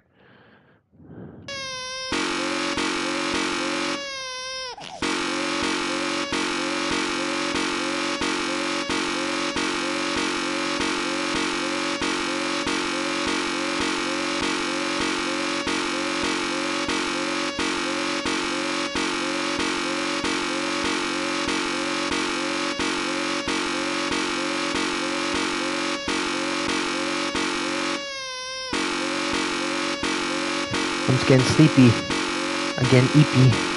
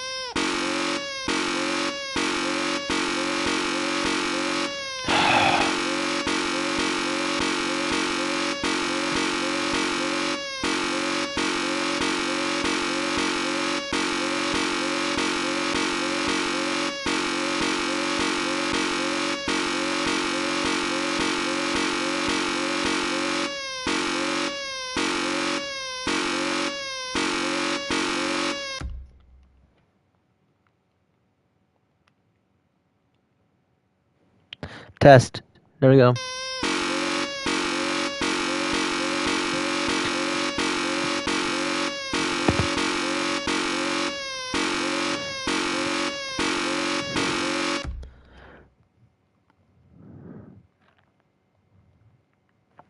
Test. There we go.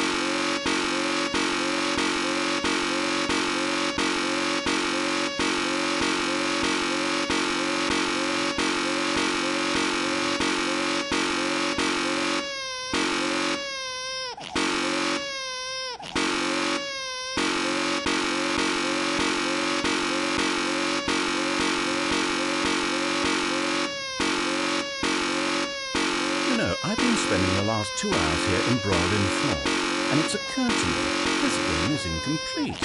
It's missing something. It still doesn't have that oomph. What is it, I thought to myself? What could possibly be missing from this incredible experience? And then in a moment of rapture, as though delivered by angels, it came to me. Before this moment, I was blind, but those days are behind me. Oh, god damn it. Help. There we go. I now understand the true manifestation of this game. It needs a puppy. That's right, this puppy is being lowered toward an aquarium filled with nothing but piranha. Now you have to click the second button to avert the puppy's death in addition to the baby's. This is it, Stanley. Art. I did it. Video games are art. But you have a good 2 hours or so to go, so I'll just let you get to that. No time to waste when there's such a meaningful game to be played. Bon chance, mon ami.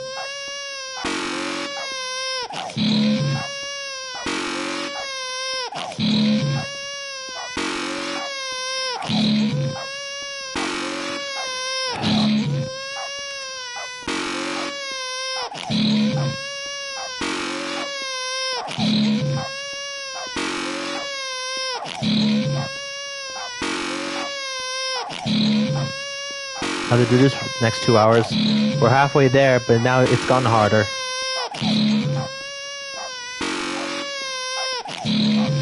Wanna bet my PS5 controller will have drift after this? Oh god. 2 more hours of this. No, shit! Oh fuck.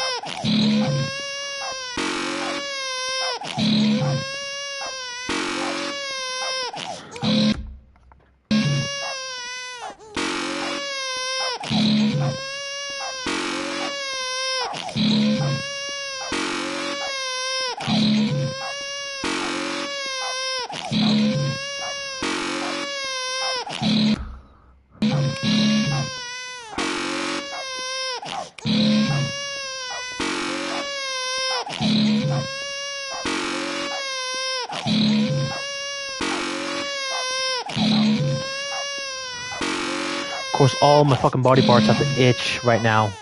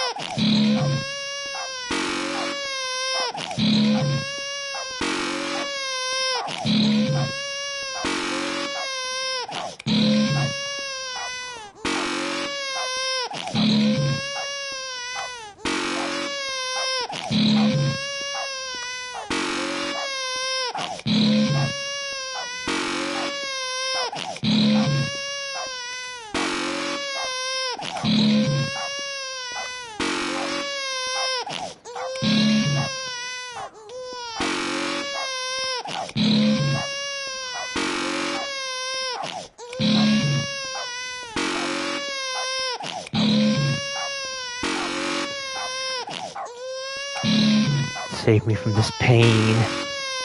save me from this bullshit. Help. Help me. I beg for mercy. I beg for mercy. They sent me to Ohio, Detroit.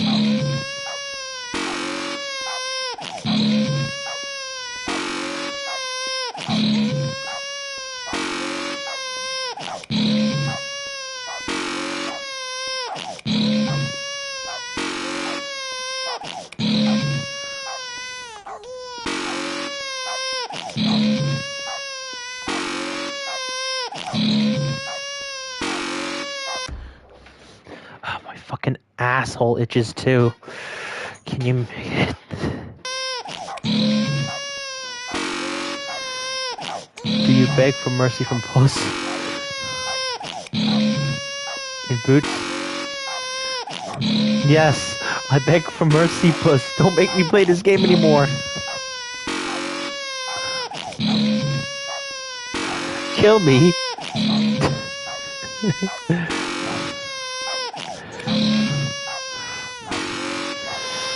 Yeah, I probably should have taken a second thought to this when I was planning to make this stream about this fucking ending.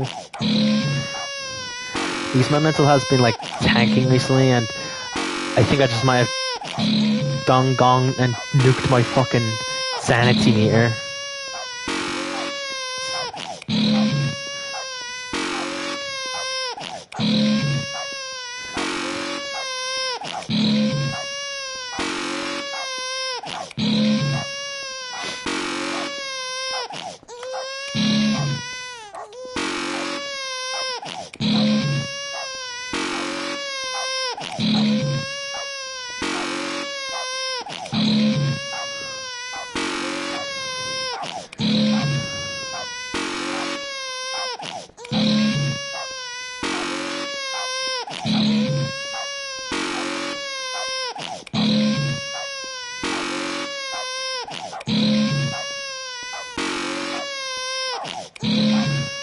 It's more fun being insane anyway.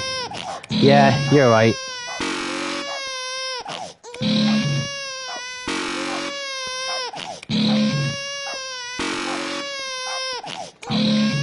Maybe my insanity won't cure my fucking depression.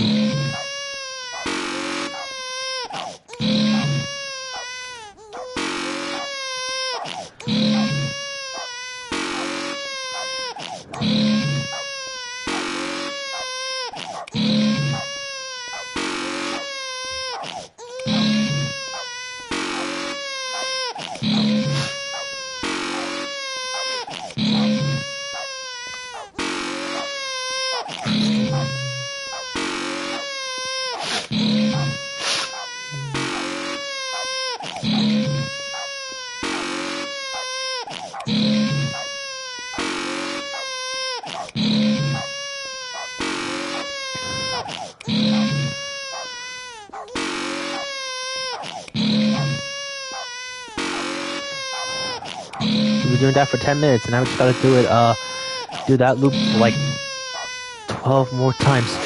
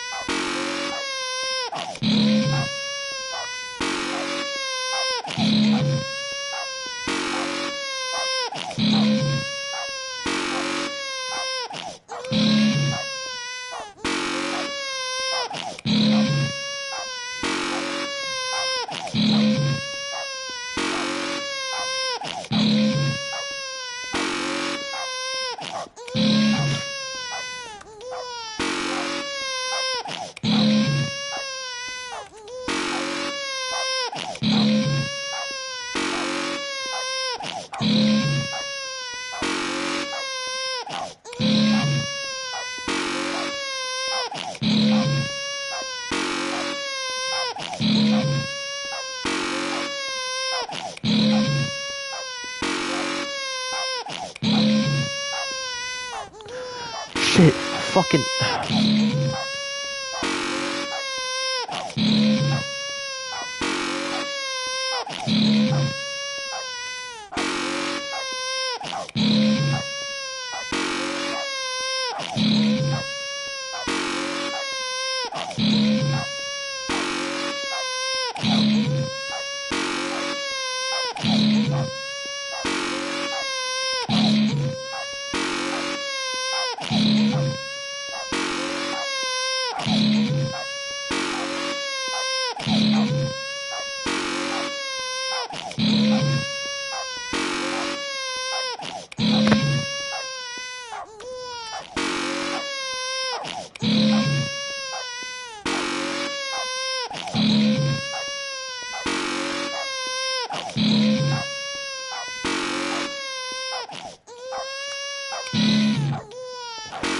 Fucking.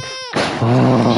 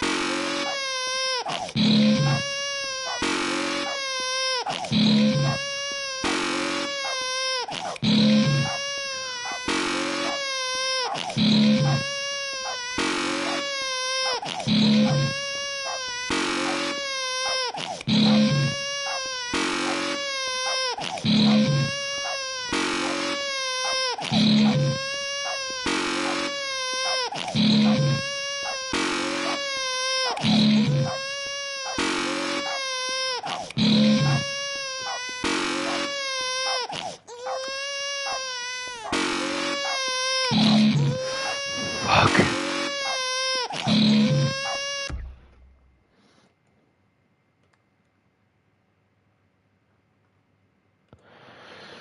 I just don't want to do this anymore.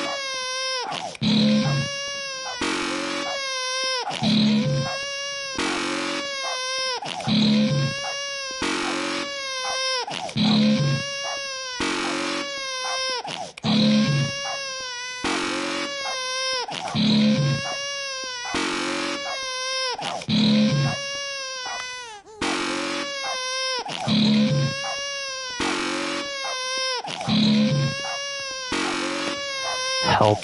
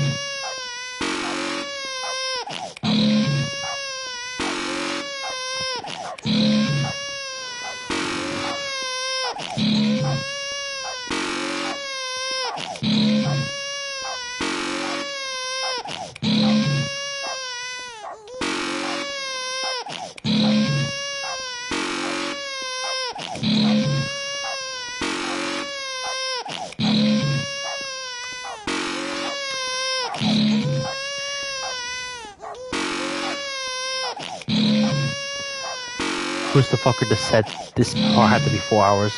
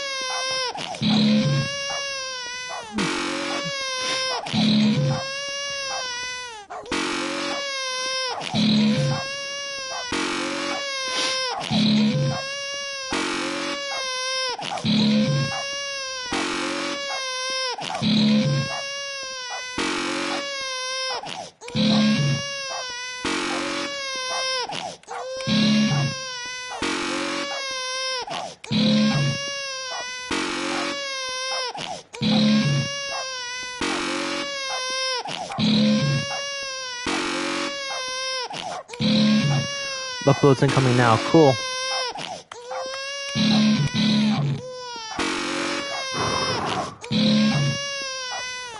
Coolio.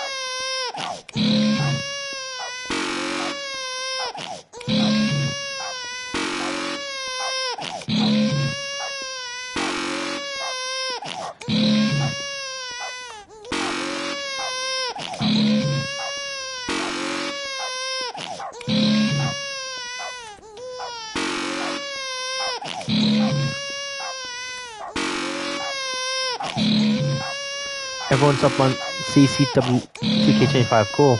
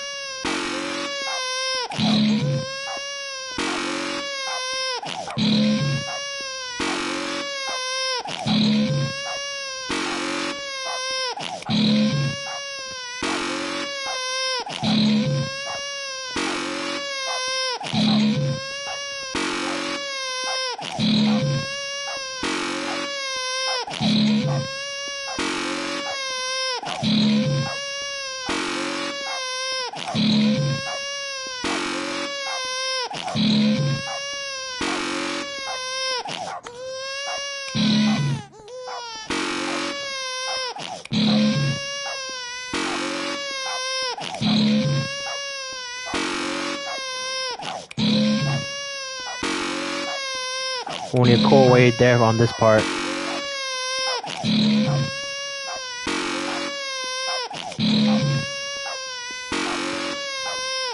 Ah, good to see both the puppy and the baby are still alive. It warms my heart to see how deeply the message of this game has resonated with you. I can only imagine the joy welling up in your chest. The sheer joy of such pure distilled life essence flowing through your veins. It must be amazing. I'm jealous of you, truly I am, no seriously. I'm deeply envious of your position at this very moment.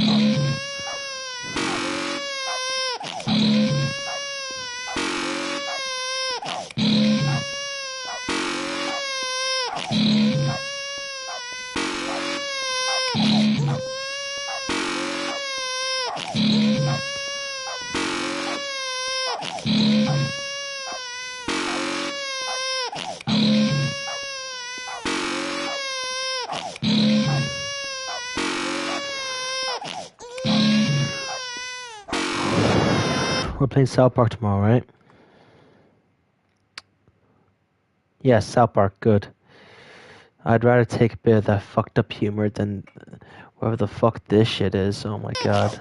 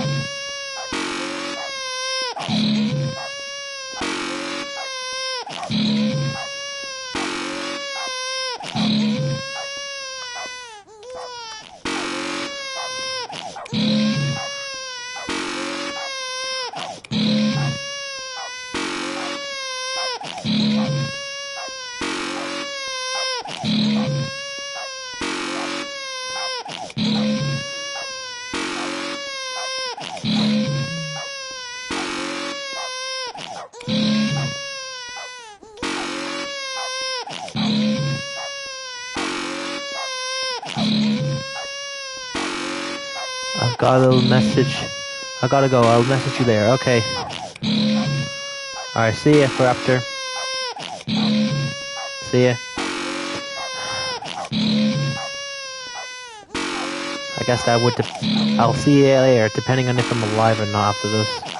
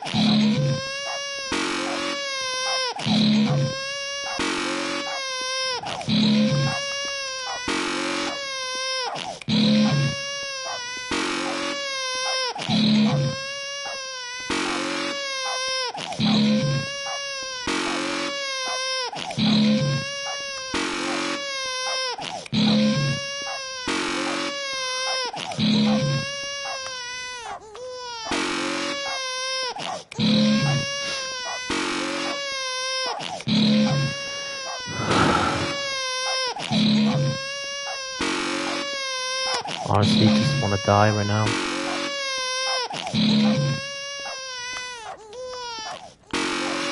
Fuck's sake, what would the world even lose?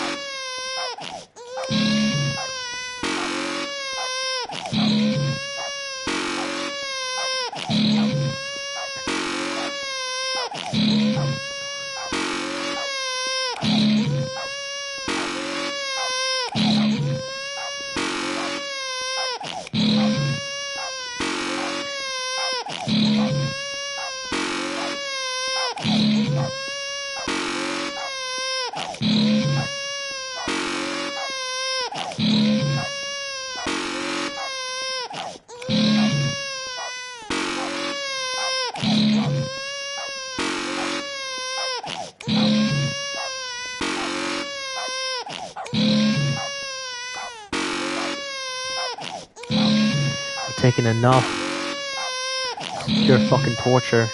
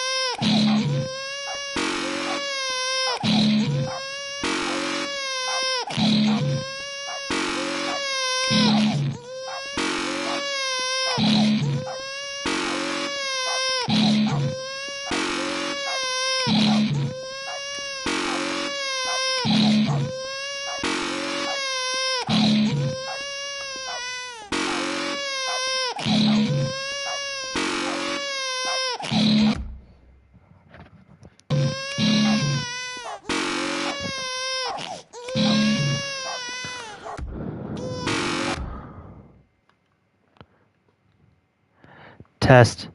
All right.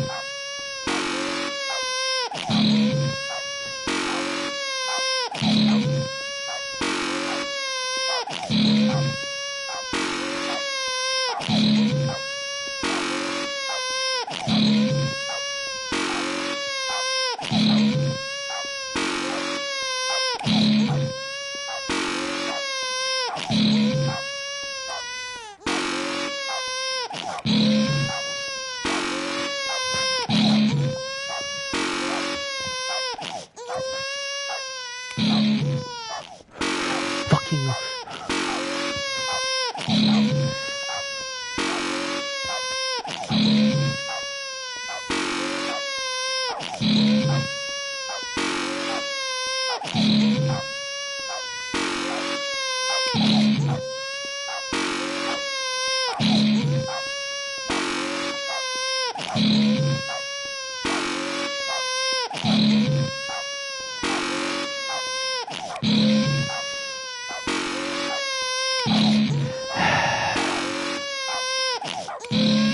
Help.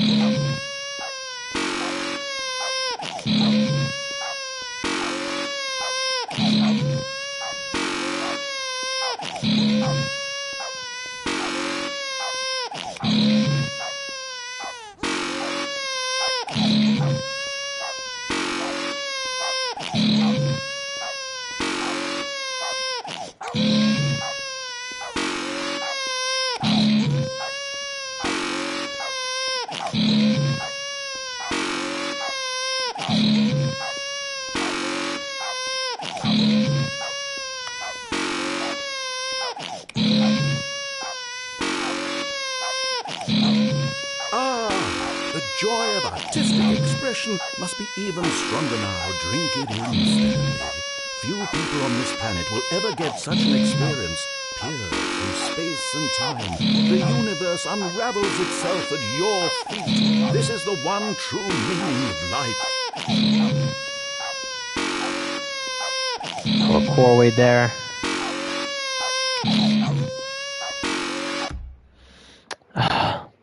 I need to go toilet. I'm just getting so sick and tired of this shit. I'll be right back. Oh my god. Shit.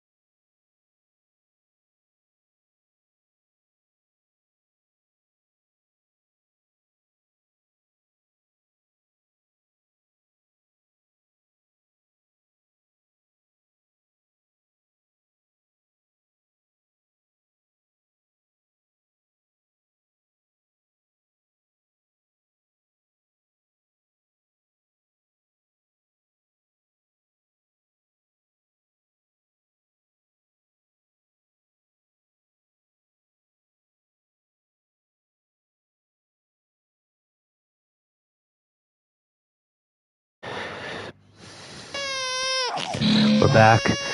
More pain. One more hour of pure pain.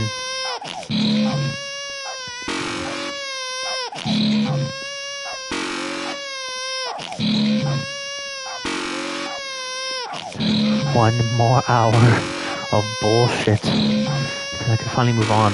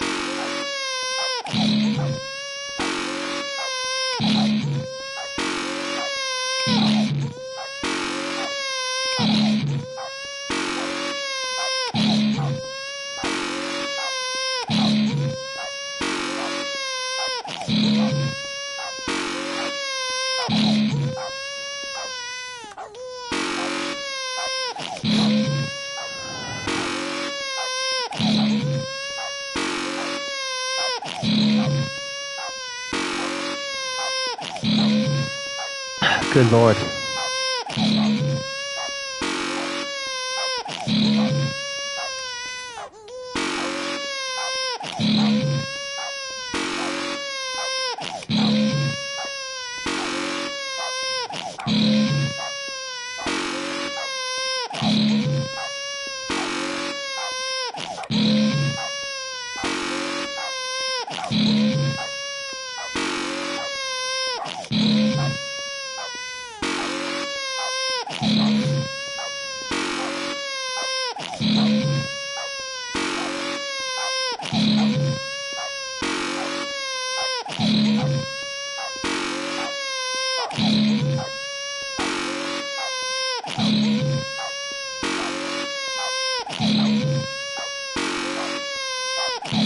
Oh my god.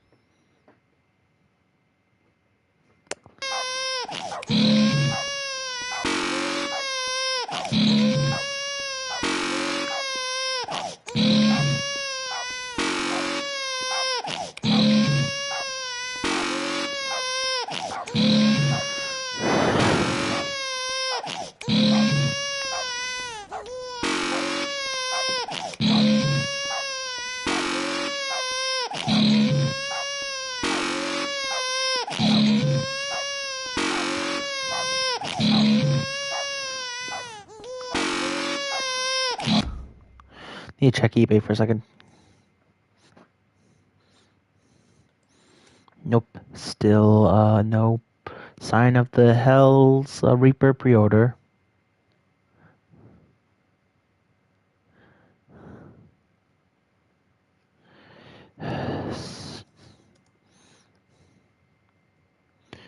Alright.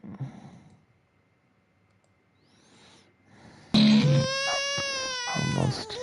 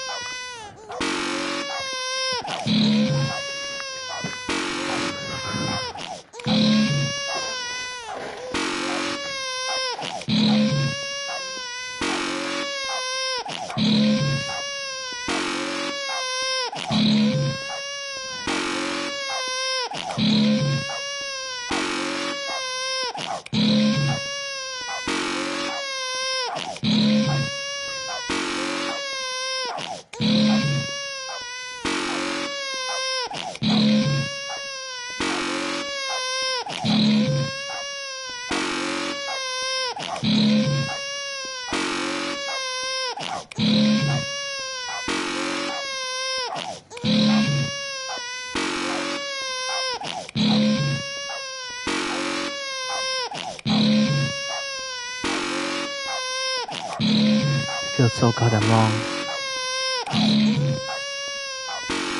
Feels like time's slowing down.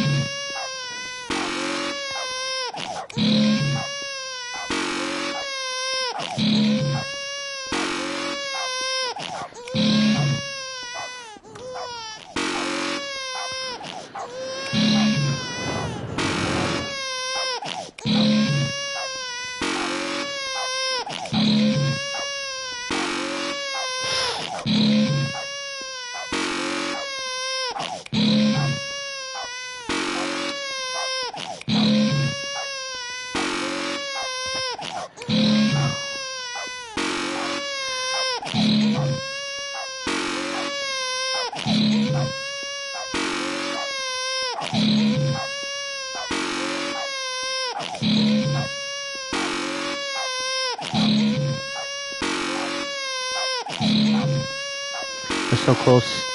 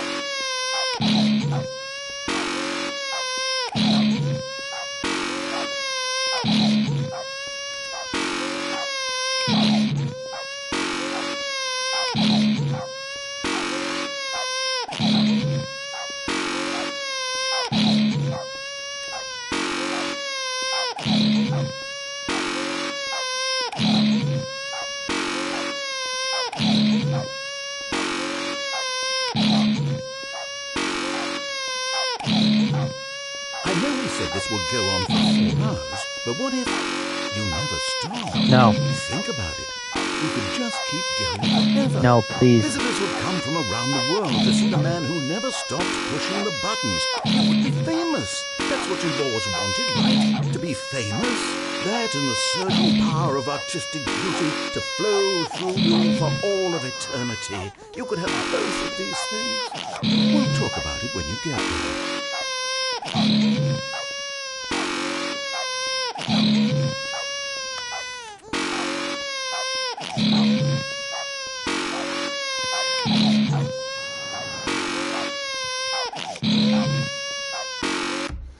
Oh, God.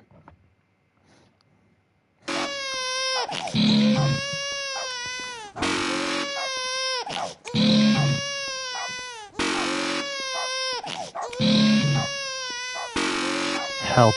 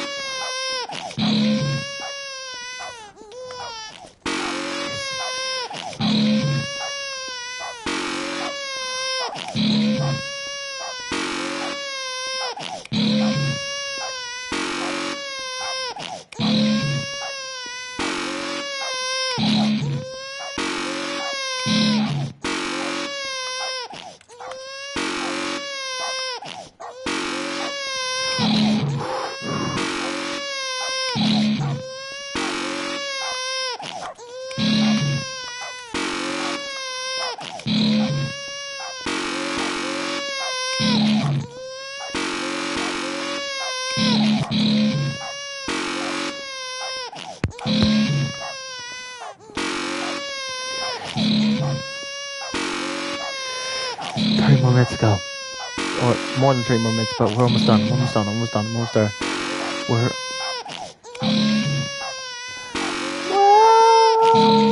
halfway there. What the fuck you doing to my soul and my brain? Whoa, living on a plane.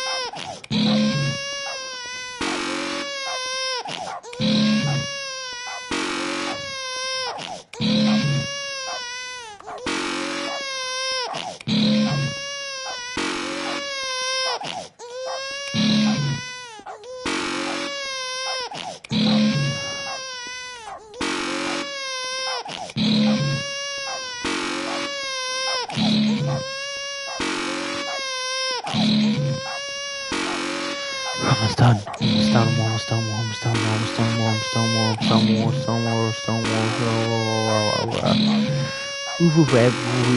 Almost done.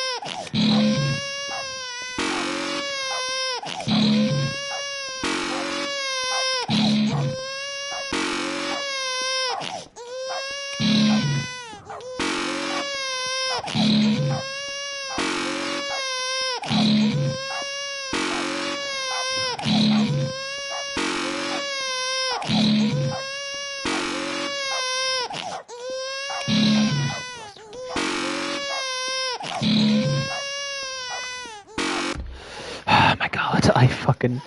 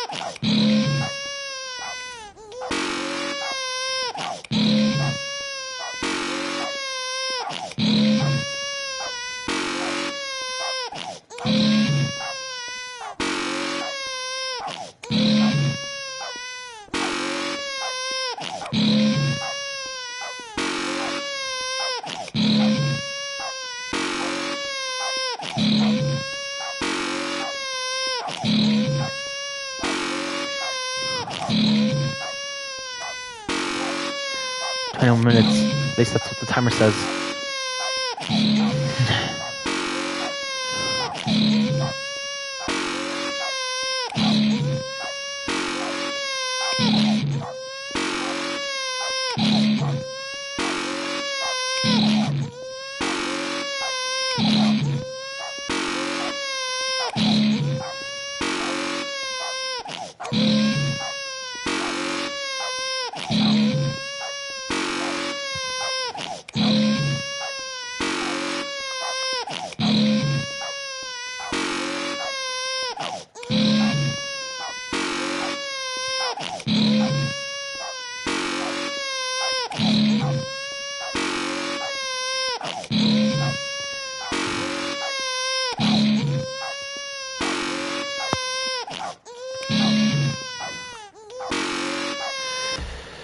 Gotta make sure my fucking mic's still working. Come on.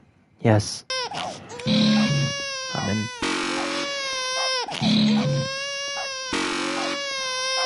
Wasada.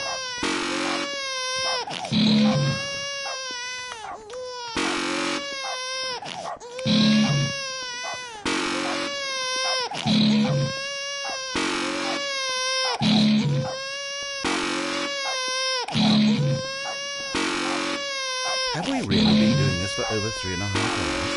Goodness, how time flies. Wouldn't you say it's flown? Yeah. Well, you don't have to answer that. I understand you're quite busy. Just keep at it. Almost there.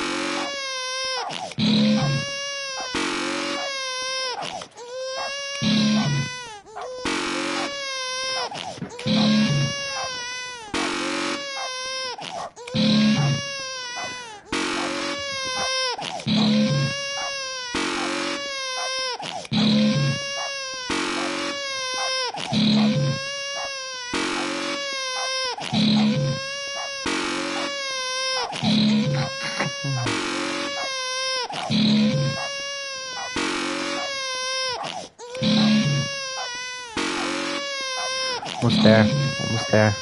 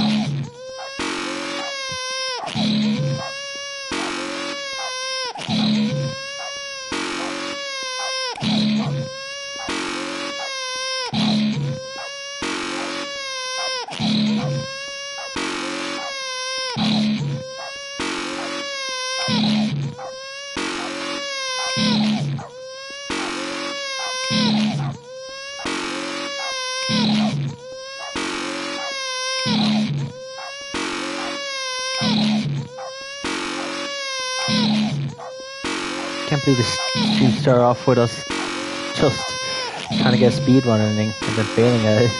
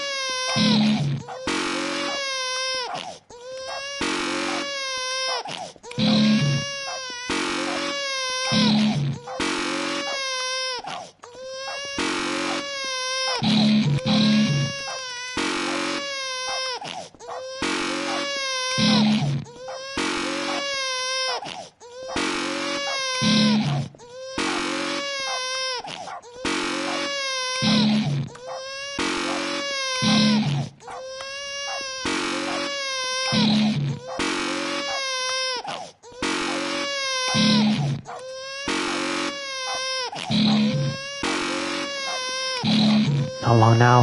Only a quarter of an hour left. Less than a quarter of an hour. I don't know.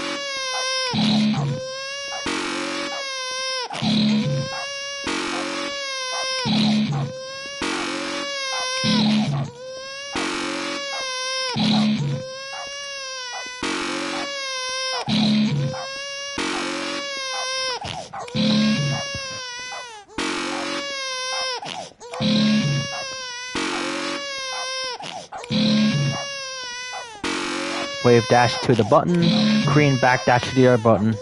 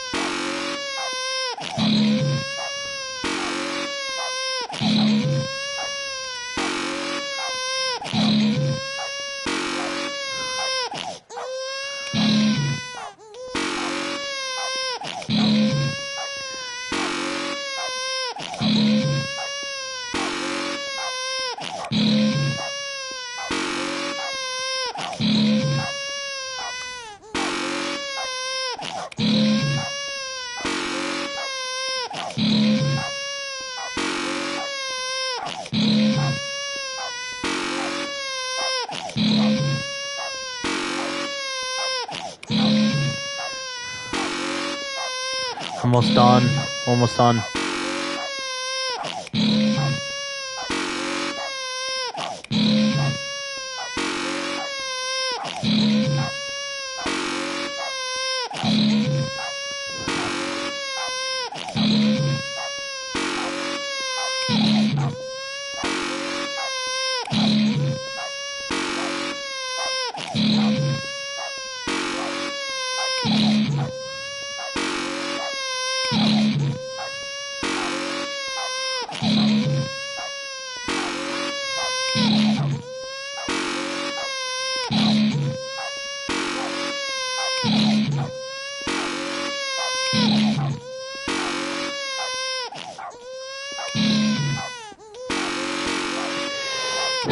Come on, almost got it.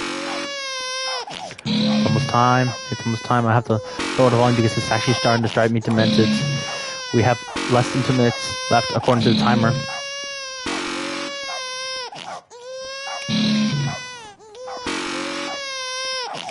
Come on. Come on. Come on. Almost there. Oh, hold on, dear. I'm coming home. Don't let your fears take control.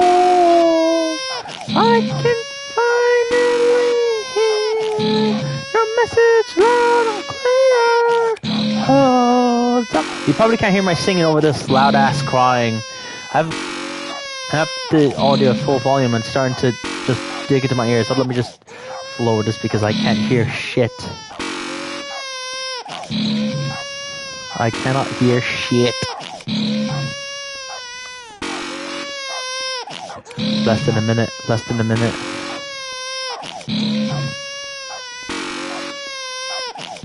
Come on. Come on.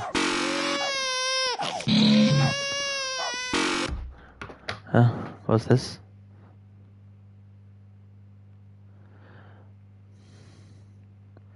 Yeah, I have to whisper anyway because my mom has to be up like early in the morning, so yeah.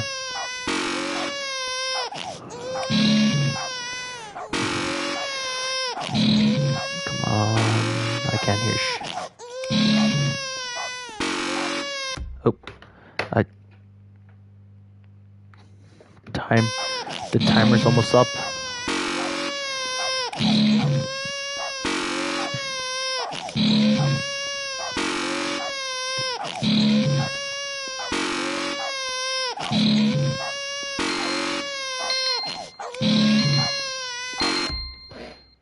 Yep, there we go.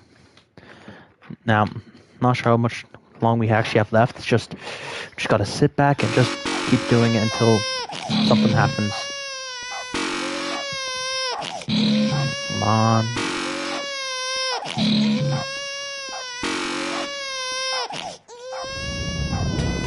Oh.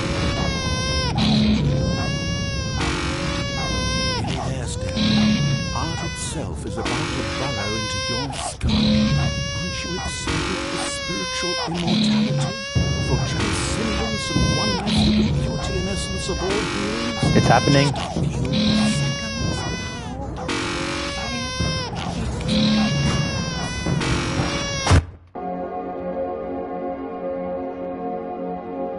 Fear me, mortal, I am the essence of divine art.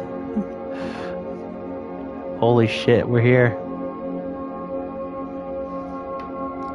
Others but you cannot read this text.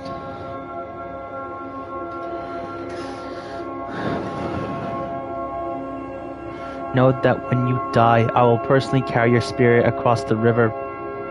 I'm not sure how to pronounce that. Into my garden, built within the emotions of a flower.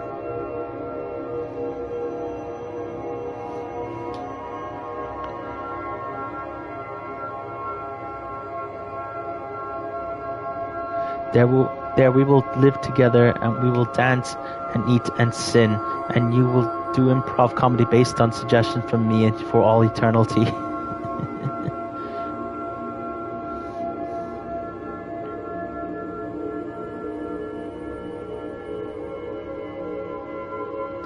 This is your reward for your work here today.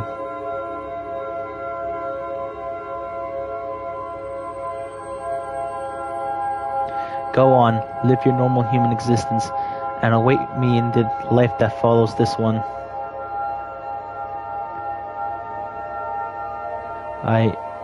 View.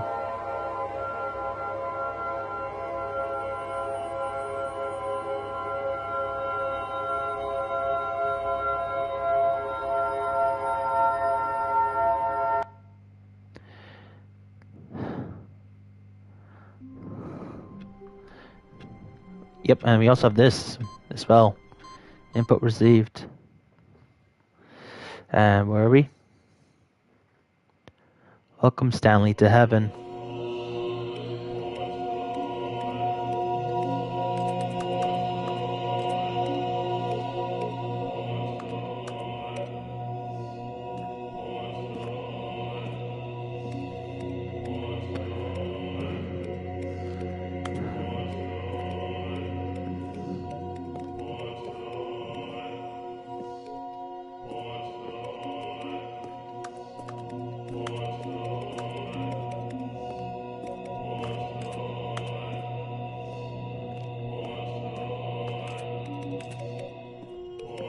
I guess I just gotta keep pressing all the buttons then.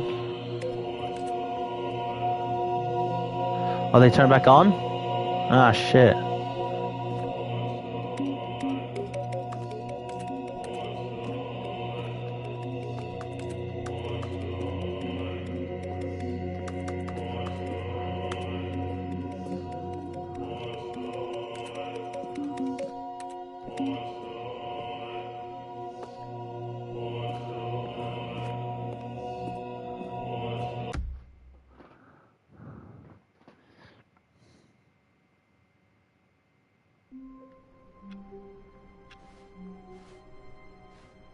All of his co-workers were gone.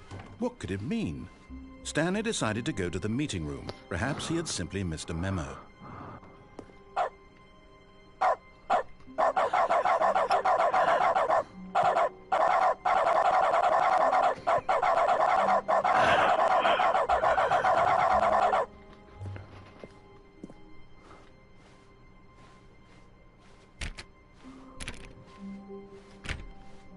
Where are we going today? The bucket asked. Stanley pressed the bucket upon every little thing in the office.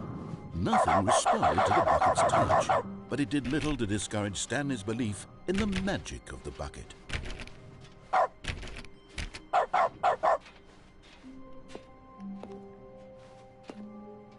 Stanley clutched the bucket tightly to his chest and entered the door on his left.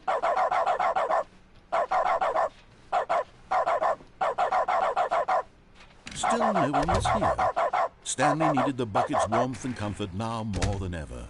Perhaps his boss's office was where he'd find out. Stanley, we must move on from this broom closet, simply because I have no remaining stickers. If I come into a staircase, Stanley and the bucket walked upstairs to the boss's office.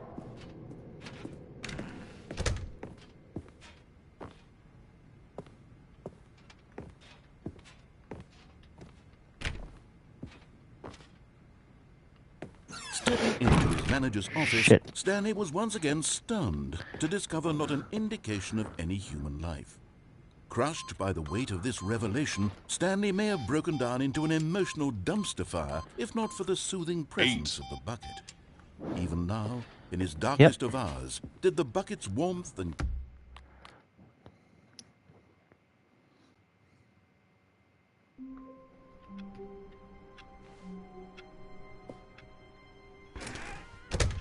But Stanley simply couldn't handle the pressure. What if he had to make a decision? What if a crucial outcome fell under his responsibility? He had never been trained for that. No. This couldn't go any way except badly. The thing to do now, Stanley thought to himself, is to wait. Nothing will hurt me. Nothing will break me. In here I can be happy forever. I will be happy. Stanley waited. Hours passed, then days. Had years gone by? He no longer had the ability to tell. But the one thing he knew for sure, beyond any doubt, was that if he waited long enough, the answers would come. Eventually, someday, they would arrive. Soon, very soon now, this will end. He will be spoken to. He will be told what to do. Now it's just a little bit closer. Now it's even closer. Here it comes.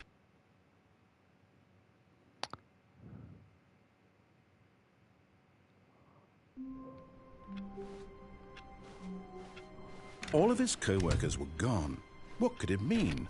Stanley decided to go to the meeting room. Perhaps he had simply missed a memo. No matter how hard Stanley looked, he couldn't find a trace of his co-workers.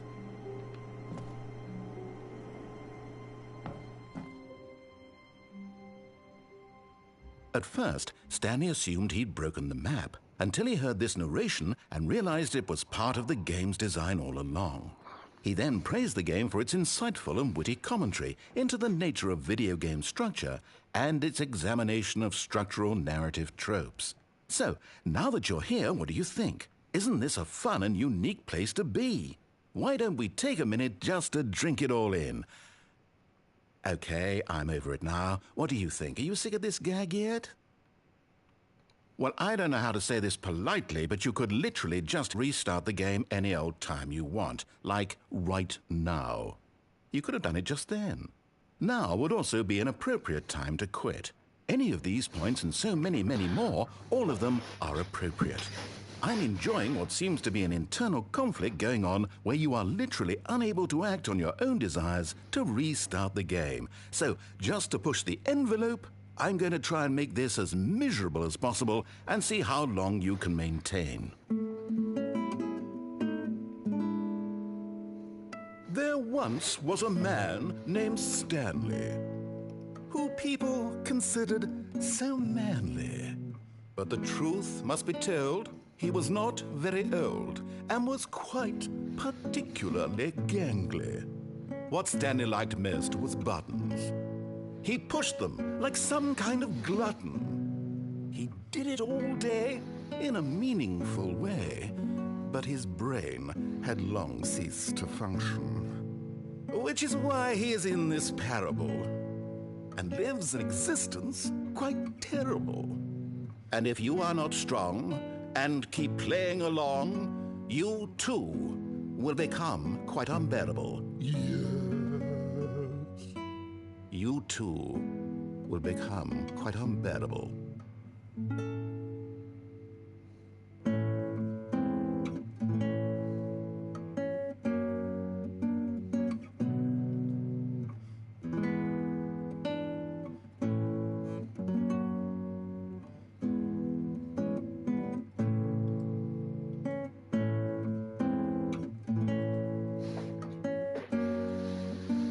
All right.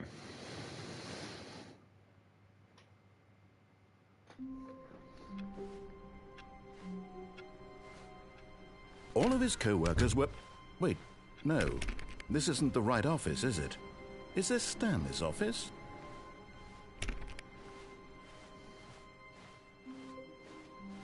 A good bucket. A strong bucket. A humble bucket. A committed bucket. A bucket of culture and distinction.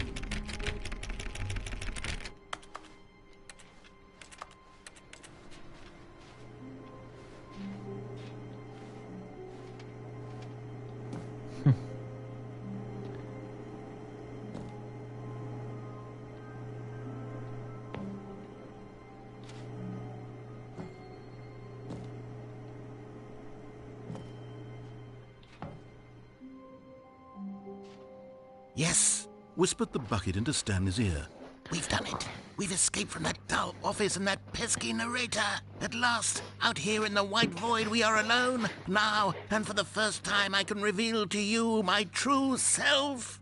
The bucket began to tell Stanley of its life and its history, of the countless wars it witnessed, desecrating the land and lives of untold numbers of innocent humans, and the bucket's own complicity therein, of sadness and regret, and the many years it spent dwelling on the actions it might have taken to curb the madness and the decay, if only it had been stronger, of hope and redemption, and its crusade to uplift the stock of life for the common man, to manifest justice where none existed, and the bittersweet reality of time to see one's dreams and wishes met halfway, meted out in parcels like charity, and abandoned as soon as the warm glow of inspiration begins to dim.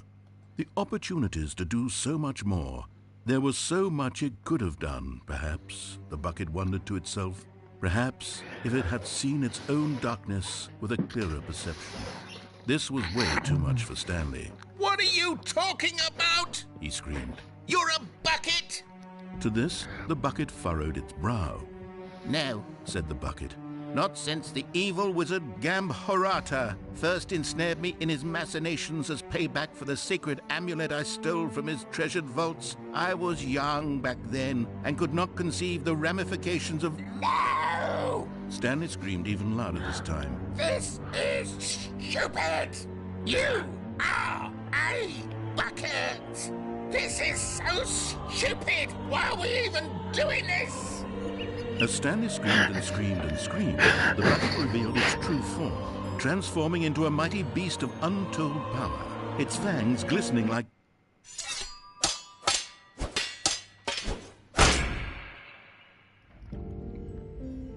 My God, Stanley, you did it.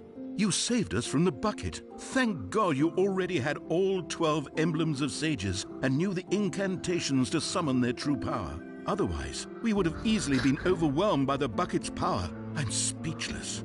You've demonstrated such bravery here today. Come, let's restart the game, and we'll agree to never again go trifling with this bucket, nor the dark magic cast away inside of it.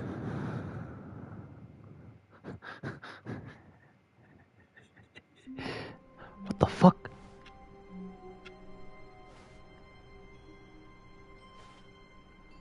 All of the embrace of an old friend, a weathered companionship that stands the test of time.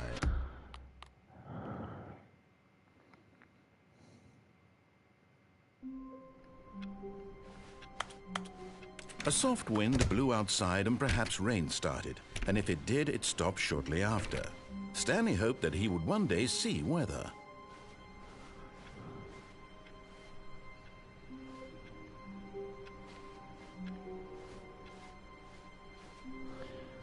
I saw somewhere that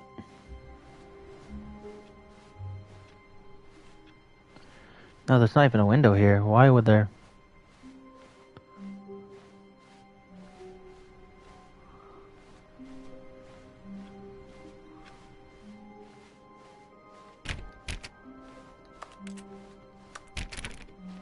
When Stanley came to a set of 2 open doors, he entered the door on his left.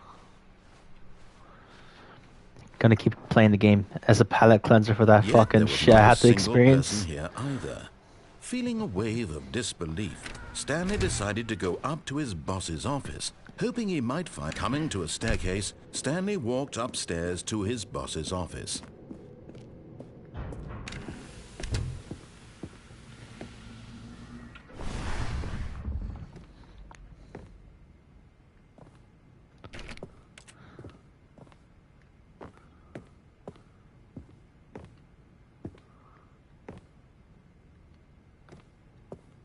Here's the door, just go. I'm trying to get that other ending.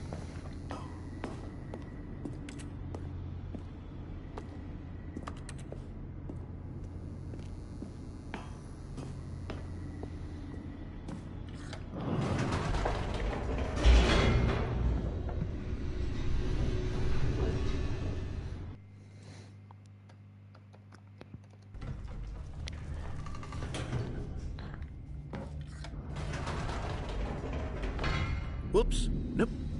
Never mind. Stanley actually got back into the elevator and went back up. Silly me. Why did Stanley do that when he knew that it would just lead back to his boss's office? Well, that's a great question. I just can't wait to find out.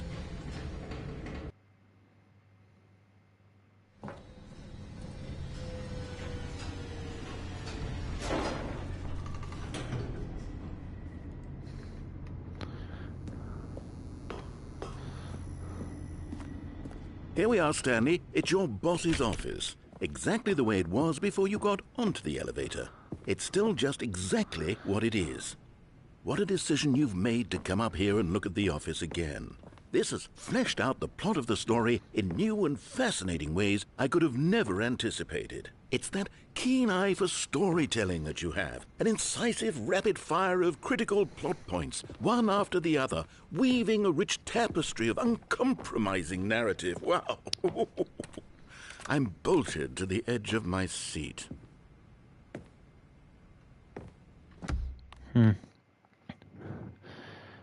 Trying to read it. I'm reading the way you get this ending. Wait, Stanley thought to himself. Am I sure that the orders stopped coming in? How is that possible? They never stopped. Surely I was mistaken.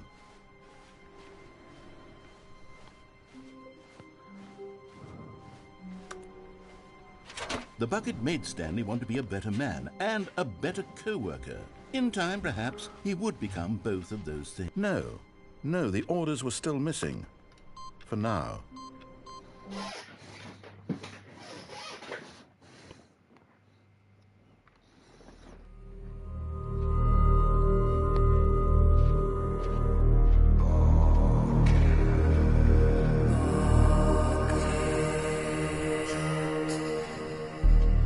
Holy shit.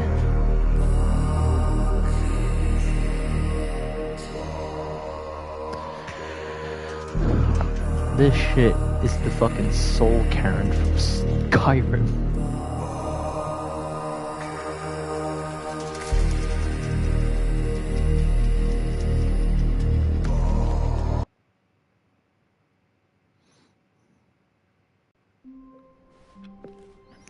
All of his co-workers were gone. What could it mean? Stanley decided to go to the meeting room. Perhaps he had simply missed a memo.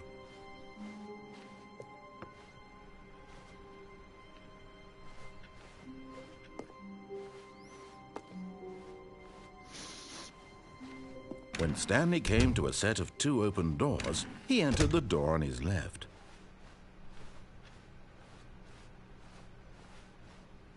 Yet there was not a single person here either. Feeling a wave of disbelief, Stanley decided to go up to his boss. Coming to a staircase, Stanley walked upstairs to his boss's office.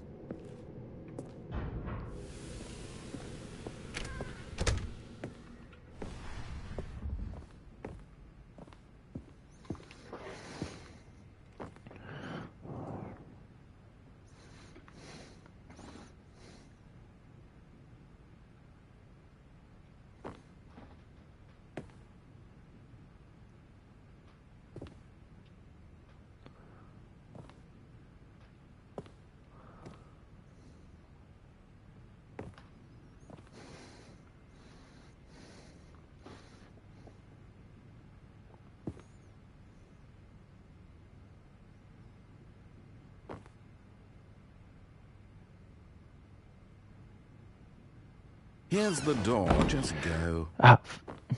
Dick.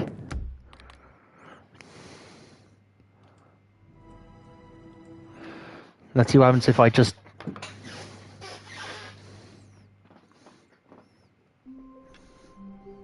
Nice to know that's still there. All of his co-workers were gone. Why are you doing this to yourself? Stanley decided to go to I'm the trying to get the meeting escape room. pod Perhaps he ending, had but simply missed a memo. yeah, I got the art ending. I finally got that ending. And yeah, I'm just trying to get the other endings Stanley now. came to a set of 2 There's a open palate doors. cleanser. He entered the door on his left. Because, god damn, I need something to cheer me up now. I'm trying to get the escape pod ending. Yet This game there was literally not a breaks single my person brain. here either. Feeling a wave of disbelief, This game almost broke my Stanley fucking decided willpower. to go up to his boss's Like- office. Like, for the past 4 fucking hours, I've been just pressing the fucking buttons. Coming to a I've staircase, almost been driven Stanley crazy. walked upstairs to his boss's office. But at least I'm guaranteed to spawn the afterlife, though. Apparently. Oh, come on.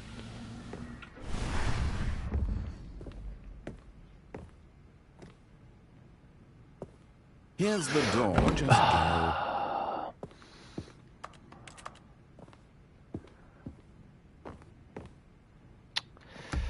Oh my god. I'm trying to...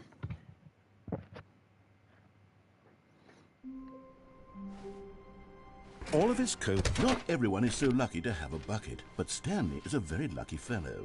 Stanley clutched the bucket tightly to his This was not the correct way to the meeting room, but Stanley had felt the bucket calling to him. telling him that the employee lounge was simply the place to be.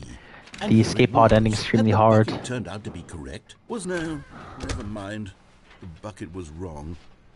Stanley took the door on his left to go back to the meet, and so the two of them detoured through the maintenance section and walked straight ahead to the opposite door.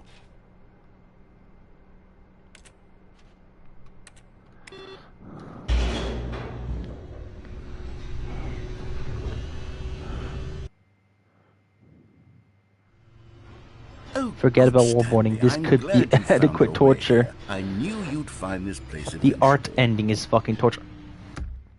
Fuck that baby. Fuck that baby. You see, your you know, friends and this I are is what I mean. concerned for you, Shut up. Stanley. We've come together here because we care about you very much. It's this bucket you're carrying around everywhere. The bucket isn't even from the original Stanley Parable. It's just sequel content. We're the ones that matter, Stanley. Classic characters from the first game, like the Adventure Line and the Broom Closet. Because that's what fans want from a sequel. They want more of their favorite jokes, not this bucket that they've never seen before.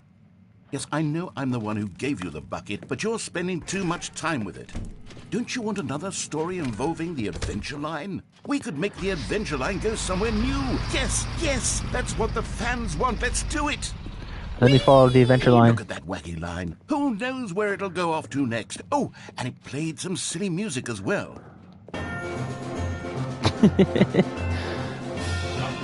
No. Now this is what the Stanley Parable is all about. Don't you remember all those great jokes from the original dialogue? Also, Stanley is addicted to drugs and hookers. It's as classic now as it was back then. Let's do Okay, it for that the was fans, funny. Stanley. That was funny. Let's give them more content exactly like this. But if we want to do that, you're going to have to give something up. Don't you get it, Stanley? We need to get rid of the bucket. That's The why hell is I'm this? very proud to introduce a brand new It's character. blocked off. This is the Bucket Destroyer. I think it'll make a wonderful new addition to the rich lore of the Stanley Parable. True, it also was not in the original game, but it's such a well-fleshed-out character with so much personality that to me it already feels as though it's been part of the cast all along. Don't you agree? Looks cool. Can you guess what the Bucket Destroyer does? Destroys buckets. Surely you don't need me to spell it out for you. Go ahead now, Stanley. Say goodbye to the bucket, and then pop it into the machine when you're ready.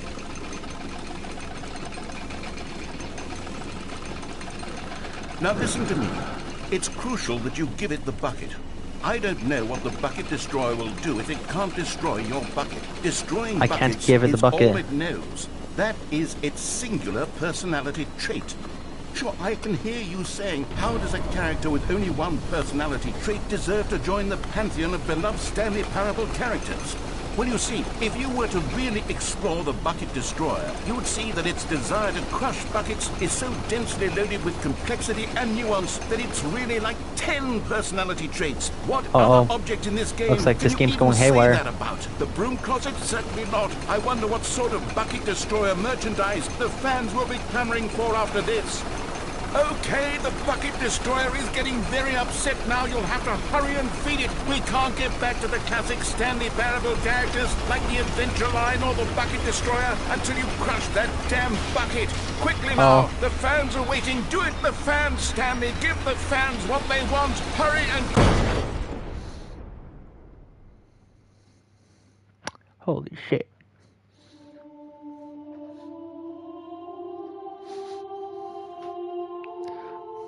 The Bucket Destroyer, my prized creation. You had so much potential. We were going to do such marvelous things with you, tell such spellbinding stories about you. All of it squandered now. Goodbye, new friend. For the moment in time that you were here, you were magnificent.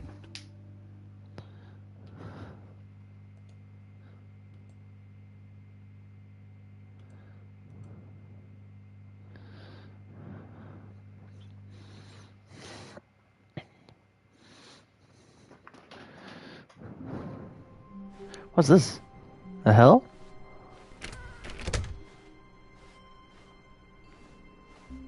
It takes a lot of humility to carry a bucket so magnificent. Stanley checked his ego. Stanley clutched the bucket tightly to his chest. This was not the correct way to the meeting room, but Stanley had felt the bucket calling to him, telling him that the employee lounge was simply the place to be. And here it was. Had the bucket turned out to be correct? Was it? No, never mind. The bucket was wrong. I want to see what happens if I get the other Stanley ending. took the door on his left to go back to the meeting room. No, Said the bucket. don't go to the meeting room. Go somewhere else. The cargo lift, yes. Go there. Go to the cargo lift. What the fuck?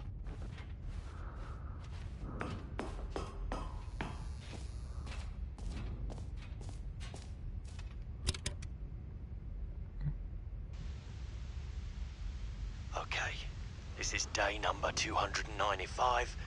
Tape number... I don't even know. I've lost track. Nothing feels real anymore. The longer I study this bucket, the less sense anything makes. The sheer euphoria I feel every time I pick it up. No matter how many times I've done it, it's always the same feeling. And the emptiness in my chest when I set it down. It doesn't make sense. There's no explanation for it. I still haven't figured out why I see the world so differently when this bucket is in my arms. Sounds creepy. Why everything feels so... What do I do with this treasure? I can monetize it. Yes. It's unthinkable the amounts of money people will pay for even just an hour with the bucket. This is my golden ticket. But I have to be careful, because as soon as this gets out, there's going to be a target on my back. Even now, I don't know who might be trying to get me. What's that? Who's there?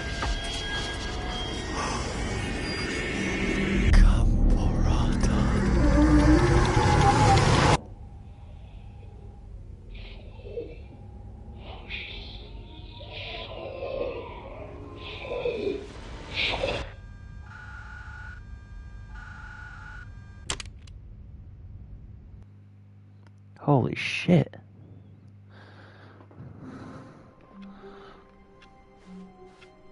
All of his co-workers were gone. What could it mean? Stanley decided to go to the meeting room. Perhaps Stanley cradled the bucket in a gentle embrace. Protective, yet delicate. Assertive, yet compassionate.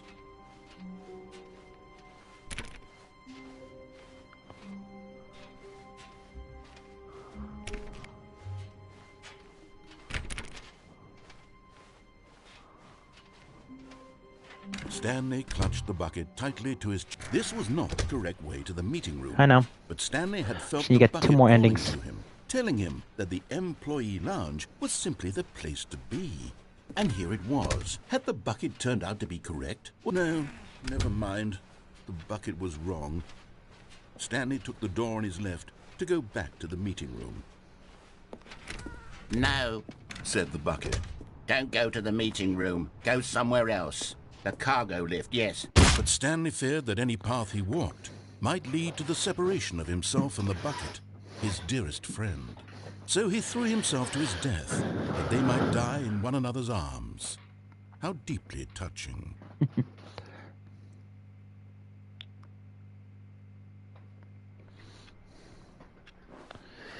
Yep. All of his co-workers were gone. What could it mean? Stanley decided to go to the meeting room. Perhaps he had simply missed a memo. Why's the music so different?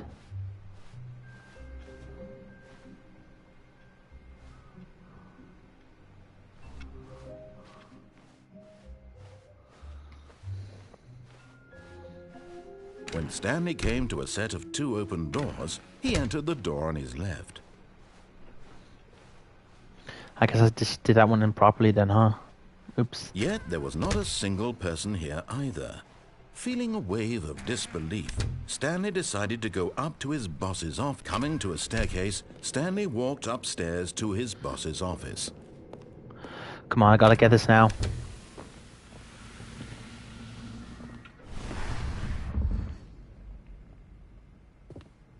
Here's the door. Oh my god.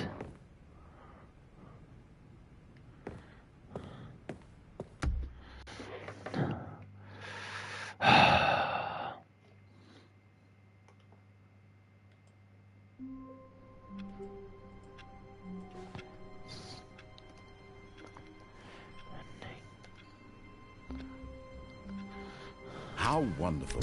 Stanley was alone. Finally. This is great, he thought to himself. This is what I've wanted all along. I got what I wanted.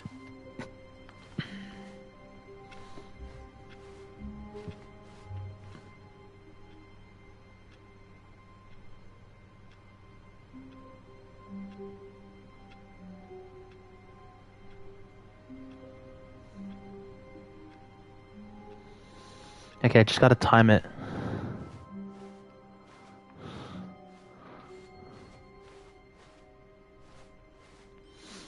When Stanley came to a set of 2 open doors, he entered the door on his left.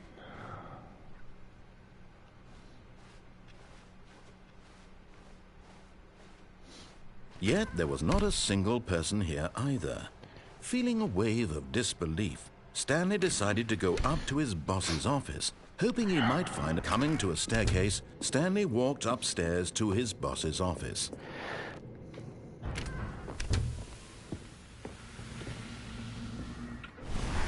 Here's the door, just go.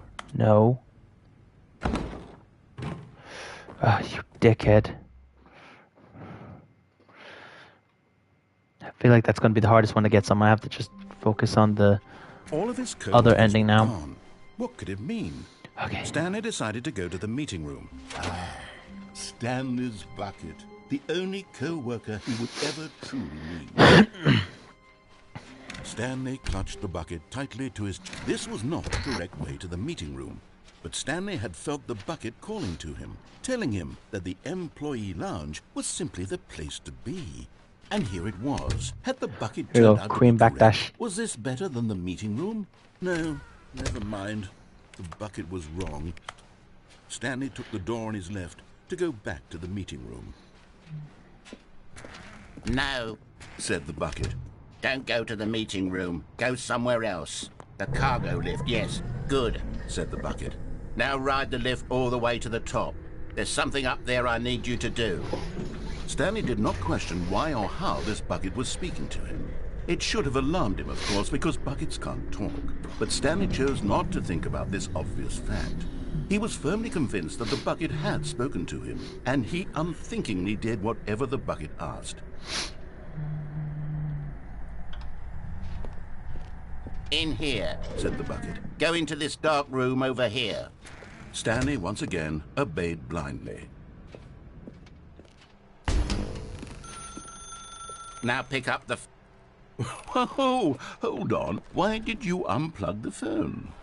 Were you trying to resist the bucket's orders? Stanley, I was joking. Obviously, the bucket isn't talking to you and telling you to do things. Buckets can't talk. It was a joke. Don't you get the joke? It's funny, Stanley. A talking bucket. Can't you see? Oh, goodness. I must have really bungled up the delivery if you actually took me seriously. Where did I mess up the joke? Should I have paused for longer or spoken quicker? Comedic timing is so difficult.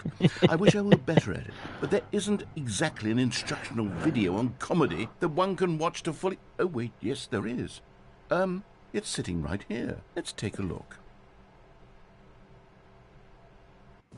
What is comedic timing? What is comedic timing? How does it work? How long should it last? How can it be used to effectively silence your political enemies? And more importantly, can it be taught in its entirety within 90 seconds? Thankfully, the answer to all of these questions is yes. Let's dive deeper.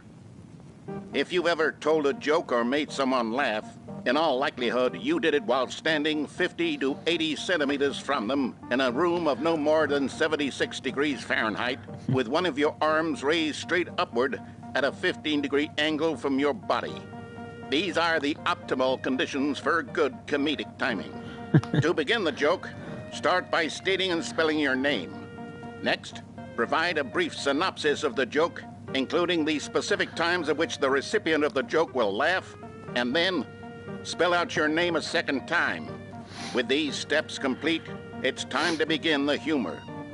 Speak the entire joke in no more than 18 seconds and no less than 13 and a half, pausing only for bathroom breaks when necessary. When the joke has concluded, it is customary to inform your listener that the joke is over by declaring in your loudest possible voice, "I'm Dunny with the funny." Let's practice screaming, "I'm Dunny with the funny" now. I'm Dunny with the funny. I'm sorry.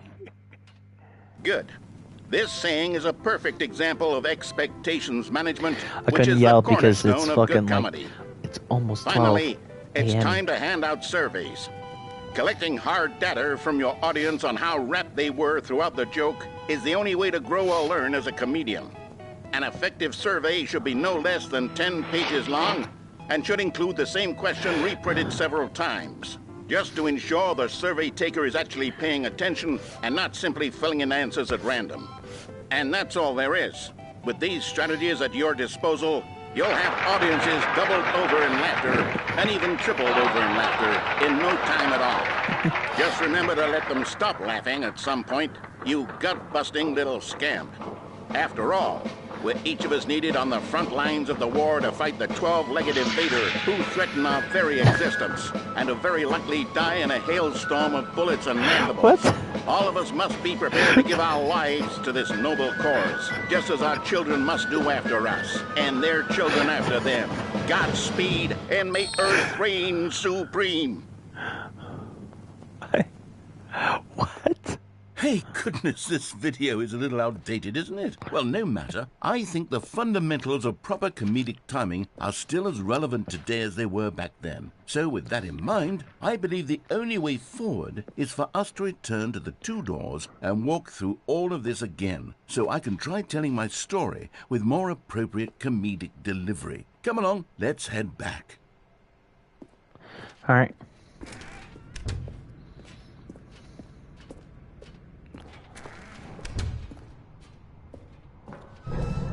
I can feel it. This time, I'm really going to nail the delivery. You'll be in stitches. A talking bucket, you'll say? How ridiculous. How absurd. What a hilarious concept. The king of comedy. That's what you'll call me. Thank goodness we have the instructional video. Otherwise, who knows where we'd be right now. Well, I wouldn't be the king of comedy, that's for sure. The bucket spoke to Stanley. The bucket spoke. The bucket spoke. Oh, I'll figure it out on the fly. No need to overthink things. Yes.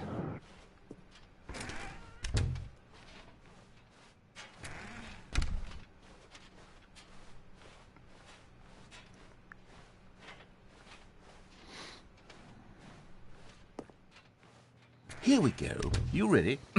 When Stanley and the bucket came to a set of two open doors, they entered the door on the left.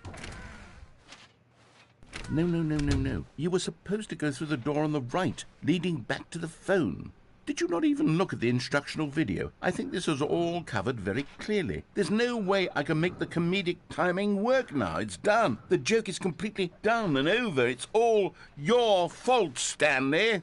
I'm going to be ridiculed in the community of other joke writers. I'm going to be shamed at every one of our meetings from now on. All because you couldn't watch a simple video and take a hint. Are you proud of yourself for bringing me down, Stanley? Are you proud?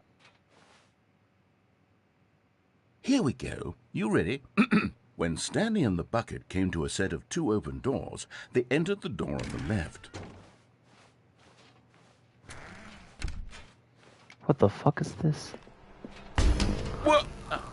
We're back at the phone already? No, what's going on? There were supposed to be several rooms leading up to this. There was supposed to be a build-up to this point, a dramatic display of remarkable comedic wit which culminates in this scene with the phone. But now the timing's completely off. The joke will never land. Well, not the way it was meant to. And it's all my fault. I must have forgotten that the phone room comes immediately after the two doors room. What an egregious mistake. I've made a fool of myself.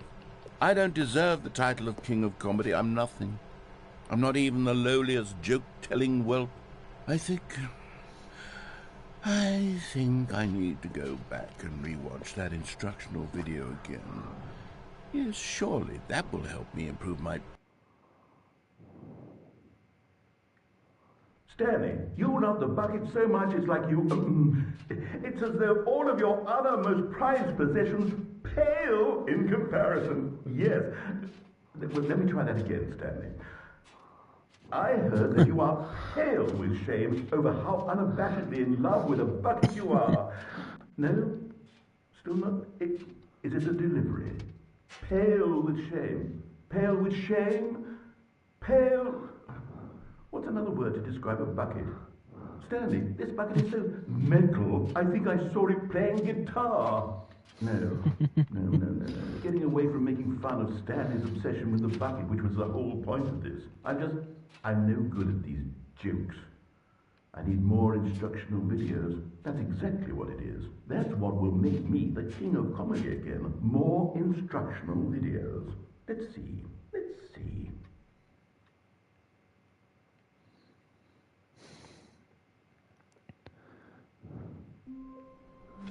There we go. All of his co-workers were gone. What could it mean? Stanley decided to go to the meeting room. Perhaps he had simply missed a memo. Let me see if I can get the escape pod ending this time. Hopefully I'll be able to get it this time. Hopefully, fingers crossed. When Stanley came to a set of two open doors, he entered the door on his left.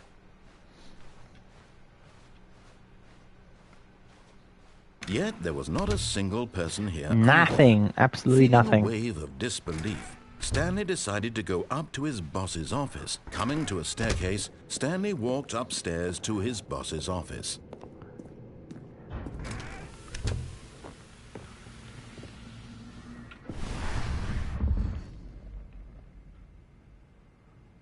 Here's the door, just... Oh my god, I'm so fucking... All of his co-workers were gone. What could it mean? Stanley decided to go to the meeting room. Perhaps he had simply missed a memo. Oh, shit. I'll get it eventually. Come on, I got to get it eventually. When Stanley came to a set of two open doors, he entered the door on his left.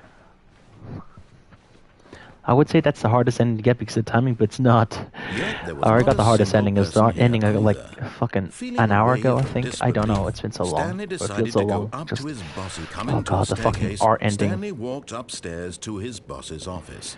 Come on.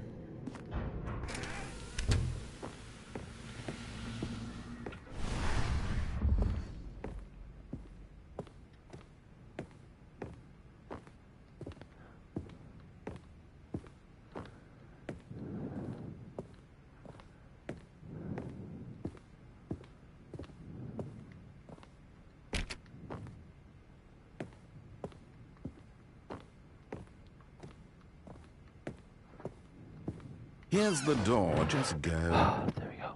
There.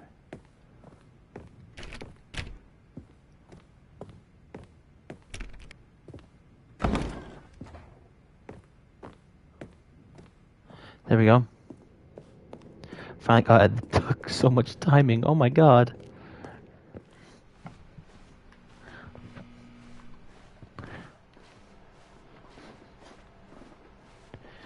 I got it. I finally got it.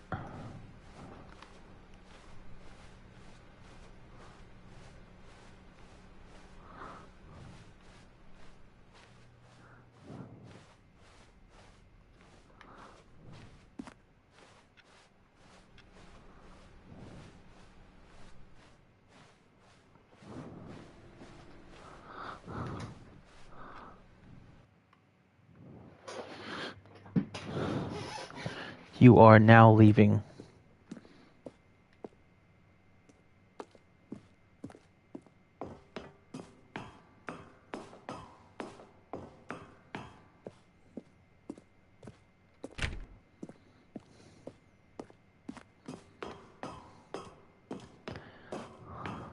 Up and up we go.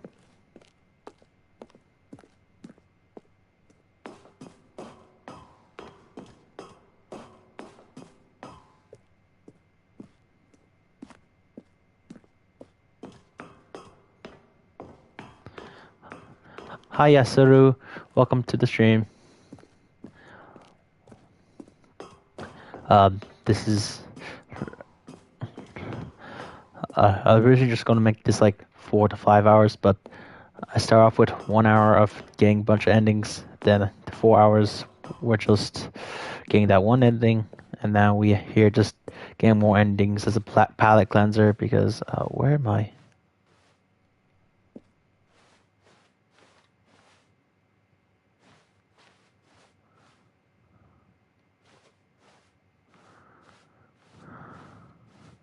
There we are.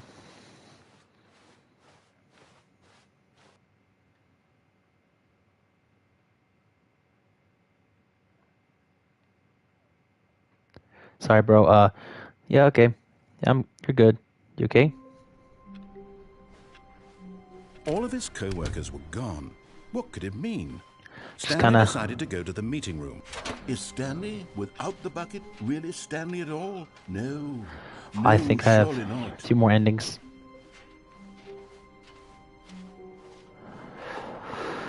Like at most 3 more endings. Stanley clutched the bucket tightly to his chest and entered the door on his left.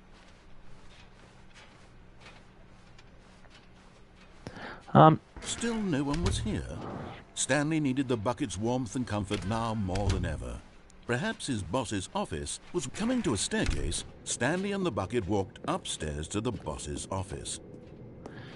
Come on, now we gotta...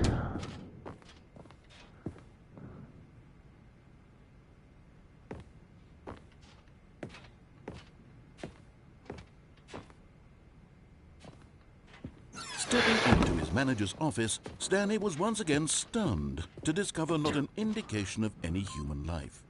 Crushed by the weight of this revelation, Stanley may have broken down into an emotional dumpster, but Stanley guessed the correct code by sheer luck.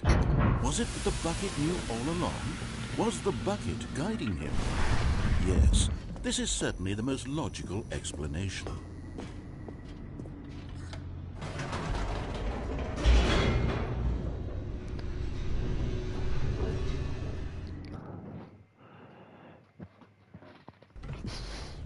We're here. Stanley and the bucket walked straight ahead through the large door that read, Mind Control Facility. Although this passageway had the word escape written on it, the truth was that at the end of this hall, Stanley and the bucket would both meet a violent death. The door behind them was not shut. Stanley and the bucket still had every opportunity to turn around and get back on track. At this point, Stanley and the bucket were knowingly walking forward into a very painful death for each of them.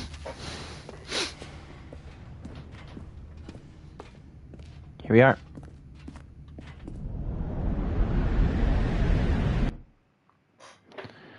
The end is never the end, is never the end, is never the end, is never the end.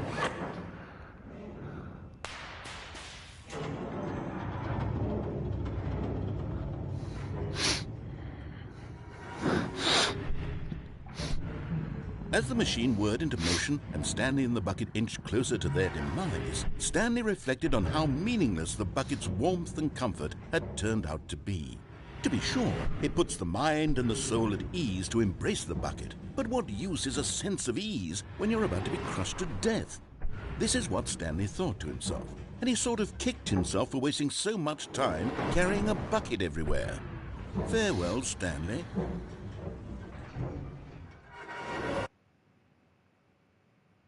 "Farewell, Stanley," cried the narrator, as Stanley and the bucket were led helplessly into the enormous metal jaws. In a single visceral instant, The bucket's life came to an end as it was crushed violently to death.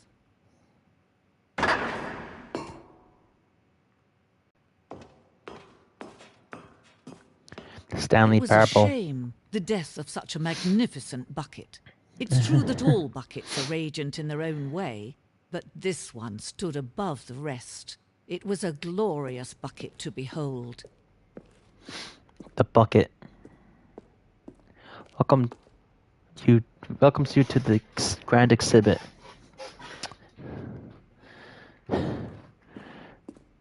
This is no longer Stanley's exhibit, it's now the Can you bucket's see how exhibit. arrogant it was for Stanley to take a bucket like this and to claim it for his own?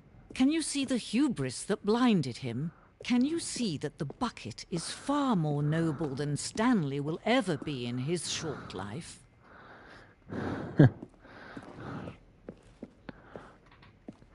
Inferno bucket.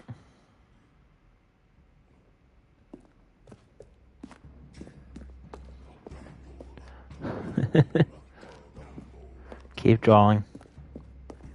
No man can own a bucket, and certainly not a bucket as dazzling to behold as this one. It is man who should kneel before the hanging bucket.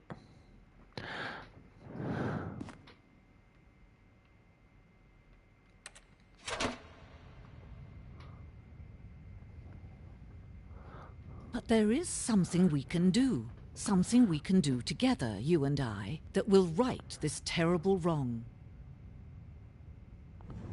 Let Stanley die. Let him be crushed by the machine. Don't reset the game. Don't give him another opportunity to run off with another beautiful bucket. We can save the world's buckets from their treatment as tools and implements if only we let Stanley die together. The bucket shall take its place as ruler, as leader, as commander of a new world, a new vision.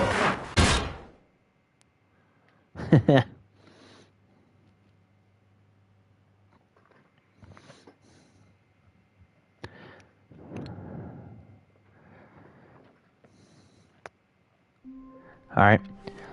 We have, I All think, of his co-workers were gone. at least, What could it at be? most, 2 more endings. Stanley decided to go to the meeting room. As Stanley lifted his bucket, he felt a connection to all buckets everywhere. This adventure, he decided, was for all of them. Stanley clutched the bucket tightly to his chest and entered the door on his left. Still no one was here. Stanley needed the bucket's warmth and comfort now more than ever. Perhaps his boss's office was where he... Coming to a staircase, Stanley and the bucket walked upstairs to the boss's office.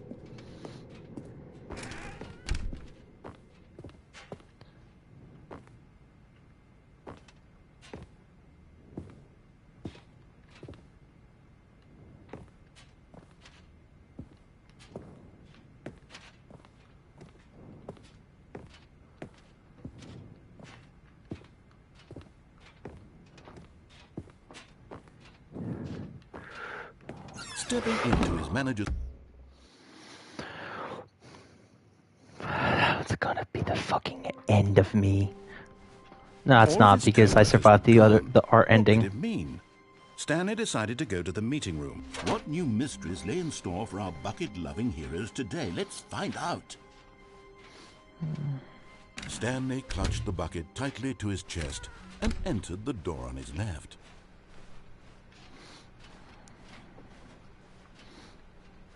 Still no one was here. Stanley needed the bucket's warmth and comfort now more than ever. Perhaps his boss's office was where he'd find... Coming to a staircase, Stanley and the bucket walked upstairs to the boss's office.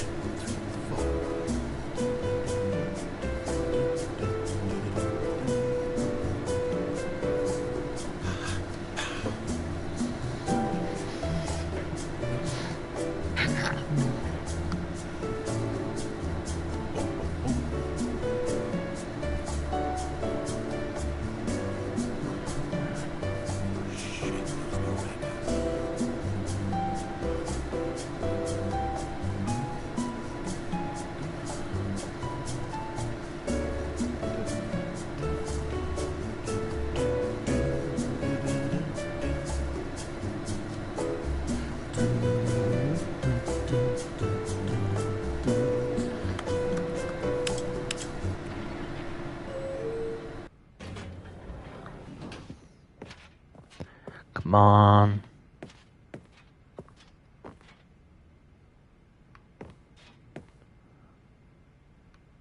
Stepping in.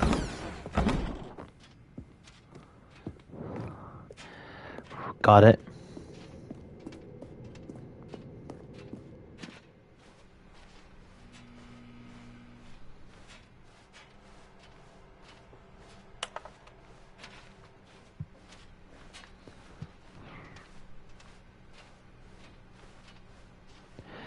And now we get this ending. Then we have one more, I think. I'm not sure.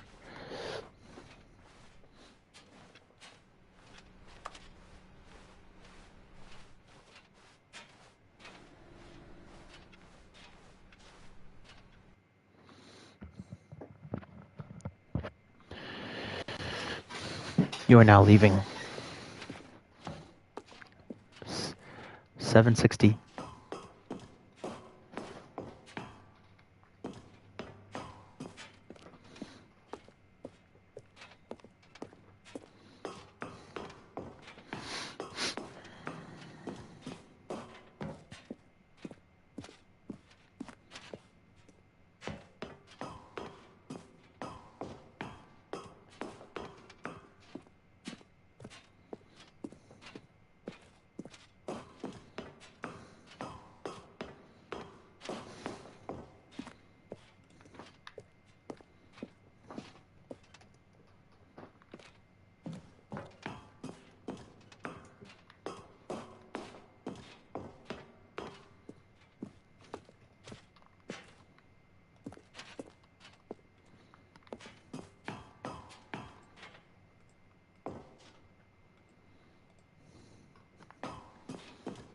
Come on. Yeah, there we are. There should be only one more ending left, I think. Could be wrong, but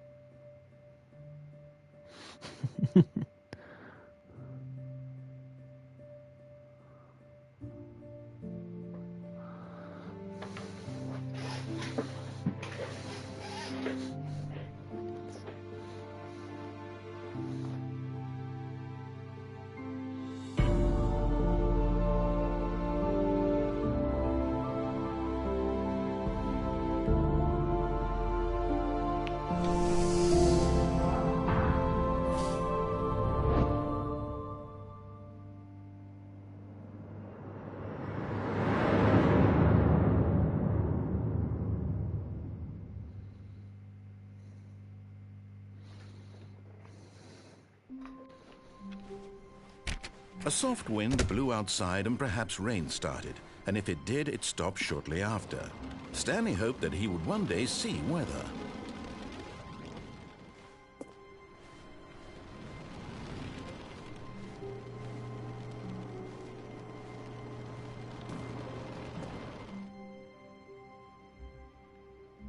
At first, Stanley assumed...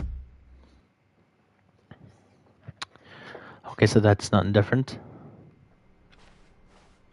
Already this was uncomfortable, and Stanley decided that as soon as he found a new space he felt safe in, that he would never leave it again in his life. Replacement bucket.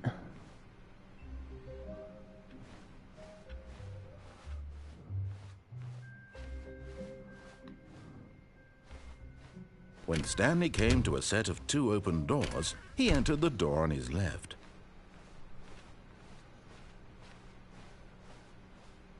Yet there was not a single person here either. Feeling a wave of disbelief, Stanley decided to go up to his boss's office. Coming to a staircase, Stanley walked upstairs to his boss's office.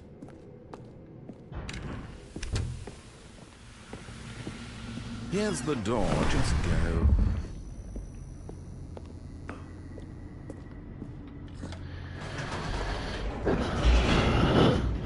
Let's see if we can try to get the elevator ending.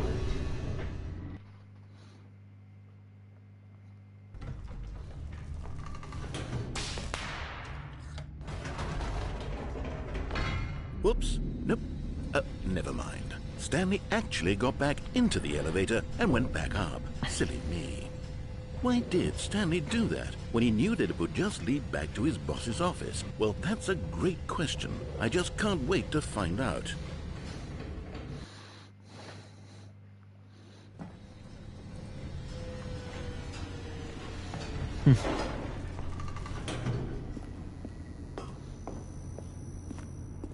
Here we are, Stanley. It's your boss's office. Exactly the way it was before you got onto the elevator.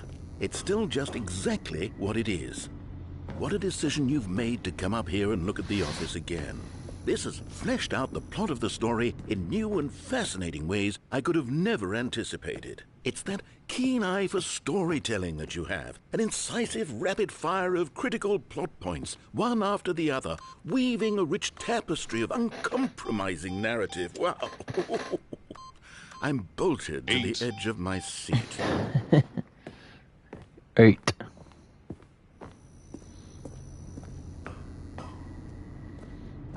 Incredible. Now he's getting back into the elevator and going down again. Ladies and gentlemen, how does he keep coming up with all of this?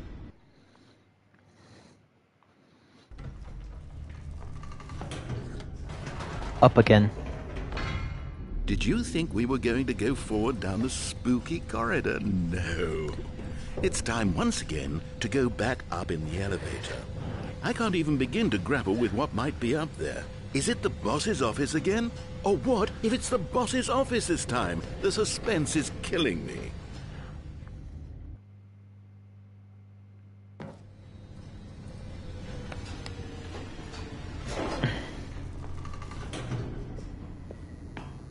We're here again.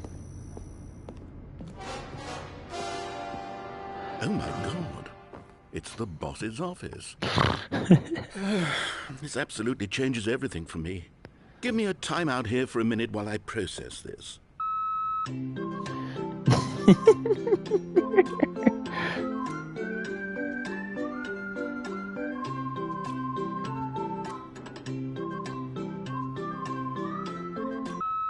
Okay, I'm ready. I'm prepared to embrace this stunning revelation and to move forward with... No, wait. No, I need more time to process.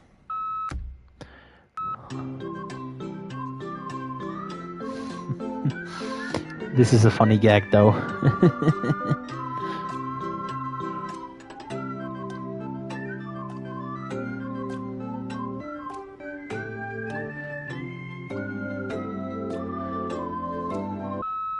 All right, I have fully come to terms with it. I have made space in my worldview for this astonishing new reality. As before, I turn to your expert eye for gripping narrative, Master Stanley.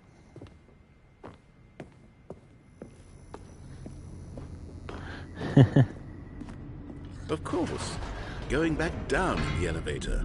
How did I not anticipate it? I mean, sure, now it's obvious, but you have to understand that 30 seconds ago, this kind of thing had never been attempted before. I had no frame of reference to even anticipate it. That's just how revelatory Stanley's decision-making is. A breath of fresh air in a landscape of storytelling that has grown stale and repetitive.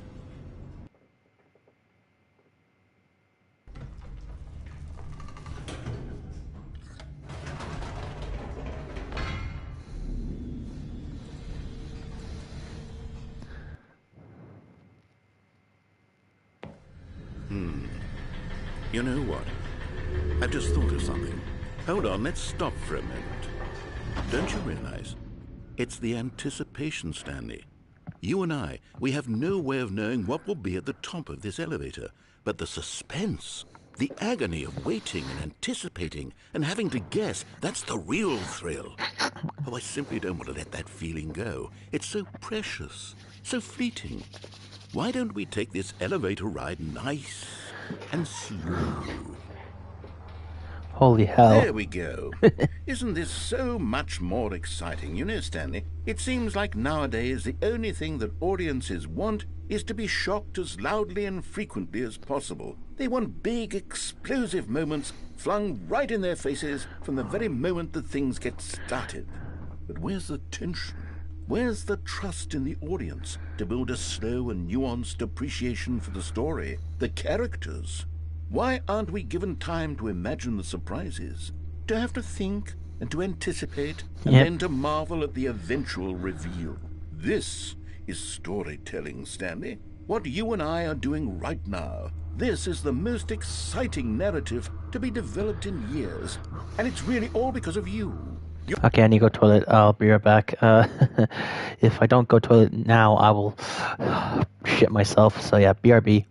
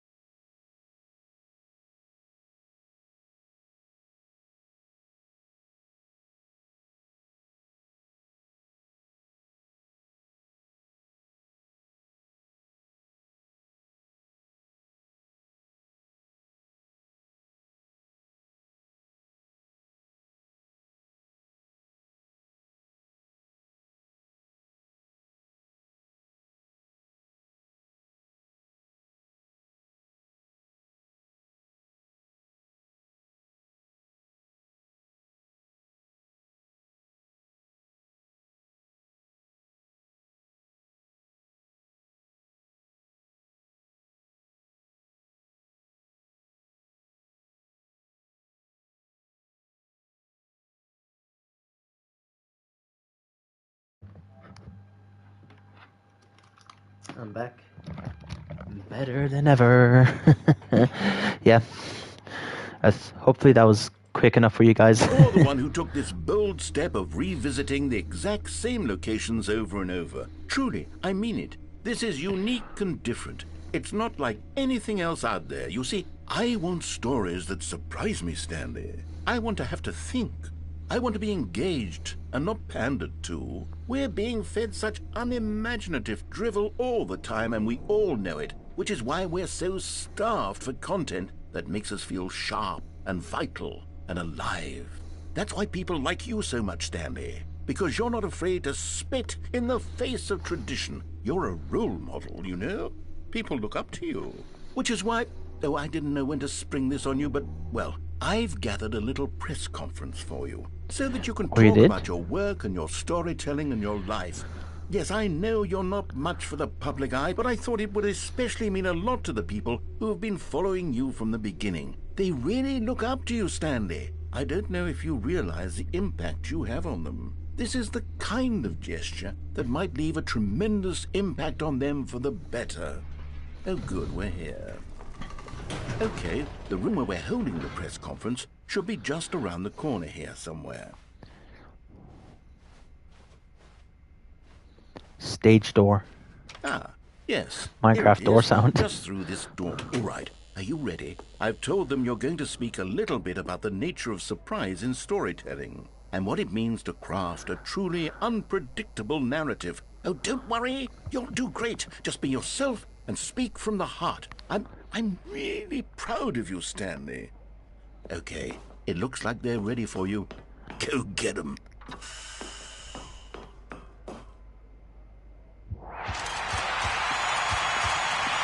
Holy shit.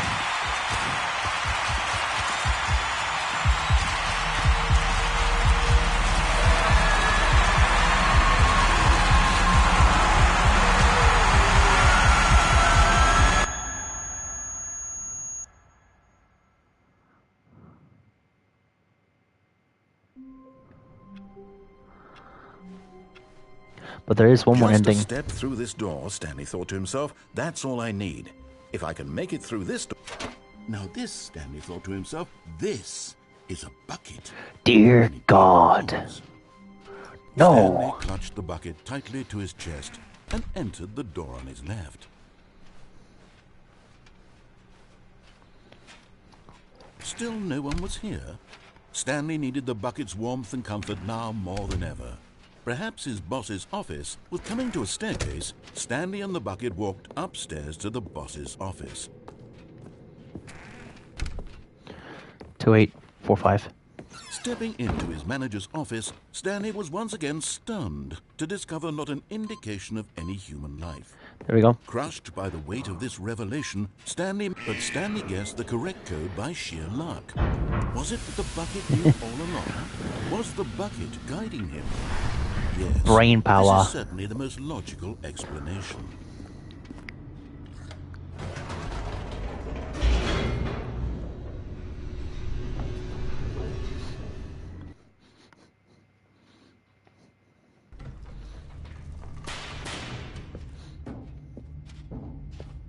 Stanley and the bucket walked straight ahead through the large door that read, Mind Control Facility.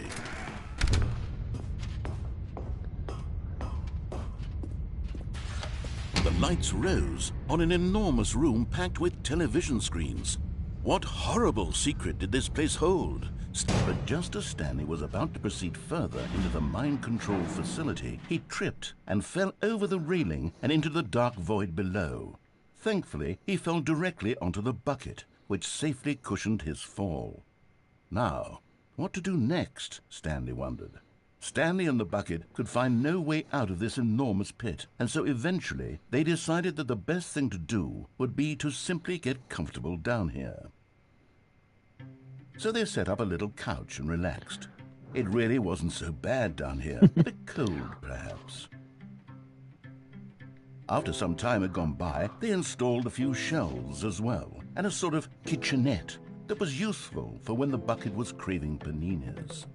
Hey, panini. But it wasn't until the rugs and the standing lamps came in that it really started to feel like a home. In fact, after some time, Stanley realized that it had been ages since he had even thought of the mind control facility at all. He'd never gotten to fully explore what was up there, never been able to unearth the many mysteries of the mind control facility. This lack of closure began to eat at him. Soon he was dwelling on his regrets, and the state of their home slowly decayed as Stanley became withdrawn and neglected the cleaning. It unsettled the bucket deeply. Stanley wasn't usually like this. The bucket tried to reach out to him again and again, but to no avail. All Stanley could think about, all he could talk about, was going back, doing it over again, staying on the path. It was a mistake to leave the path. It was a mistake. It was a mistake. I need to do what the narrator says. I need to see the true ending. This made no sense at all to the bucket, which was simply trying to live its life down here as comfortably as possible. Yet Stanley was unconsolable. This isn't an ending. This is just a hole in the ground. The bucket sighed. True, it wasn't an ending. But it's where we happen to be. And maybe, possibly, if we accept the reality of things, maybe this will become an ending eventually. It's what the bucket was counting on. The two of them waited for a very long time. Yeah.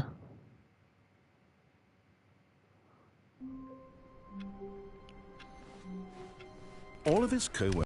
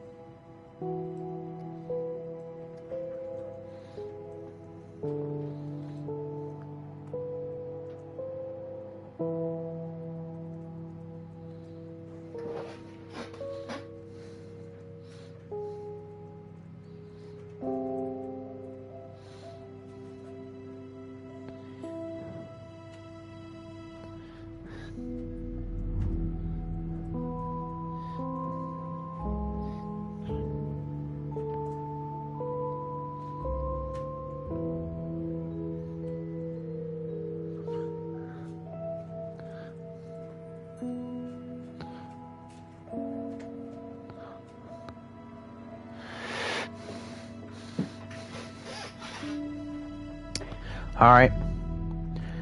So it seems I've probably shouldn't have done that because I have to play the game another time to get the last ending. So yeah, I did kind of fuck up there. So I'm going to leave it here for today. So yes, 6 hour streamathon. Even though I just planned it originally before it, I was like, yeah, let's go to 5. Now we're doing the 6. So yeah, not really responsible in that regard. But it is now 1:45 a.m. So yeah, not really responsible, as you can see. But yeah, probably just need to do some stuff, then I'll go to bed and actually sleep, because I've been, sleep deprived recently. And yeah, but yeah, so yeah, anyway, tomorrow I'll be streaming South Park Sticker Troop. So yeah, I'll see you all tomorrow, and I'll probably post some videos there today. So yeah, thank you guys for watching today's live stream. So yeah, anyway guys, if you guys enjoy this video, make sure to hit the thumbs up like button. Once more, remember to subscribe, hit the notification bell, watch my socials, check out my Discord, my subreddit, links in the description. Just find EMGG as always. It's been a boy, AuraDragoon, signing out. Thank you all so much for watching. Bye.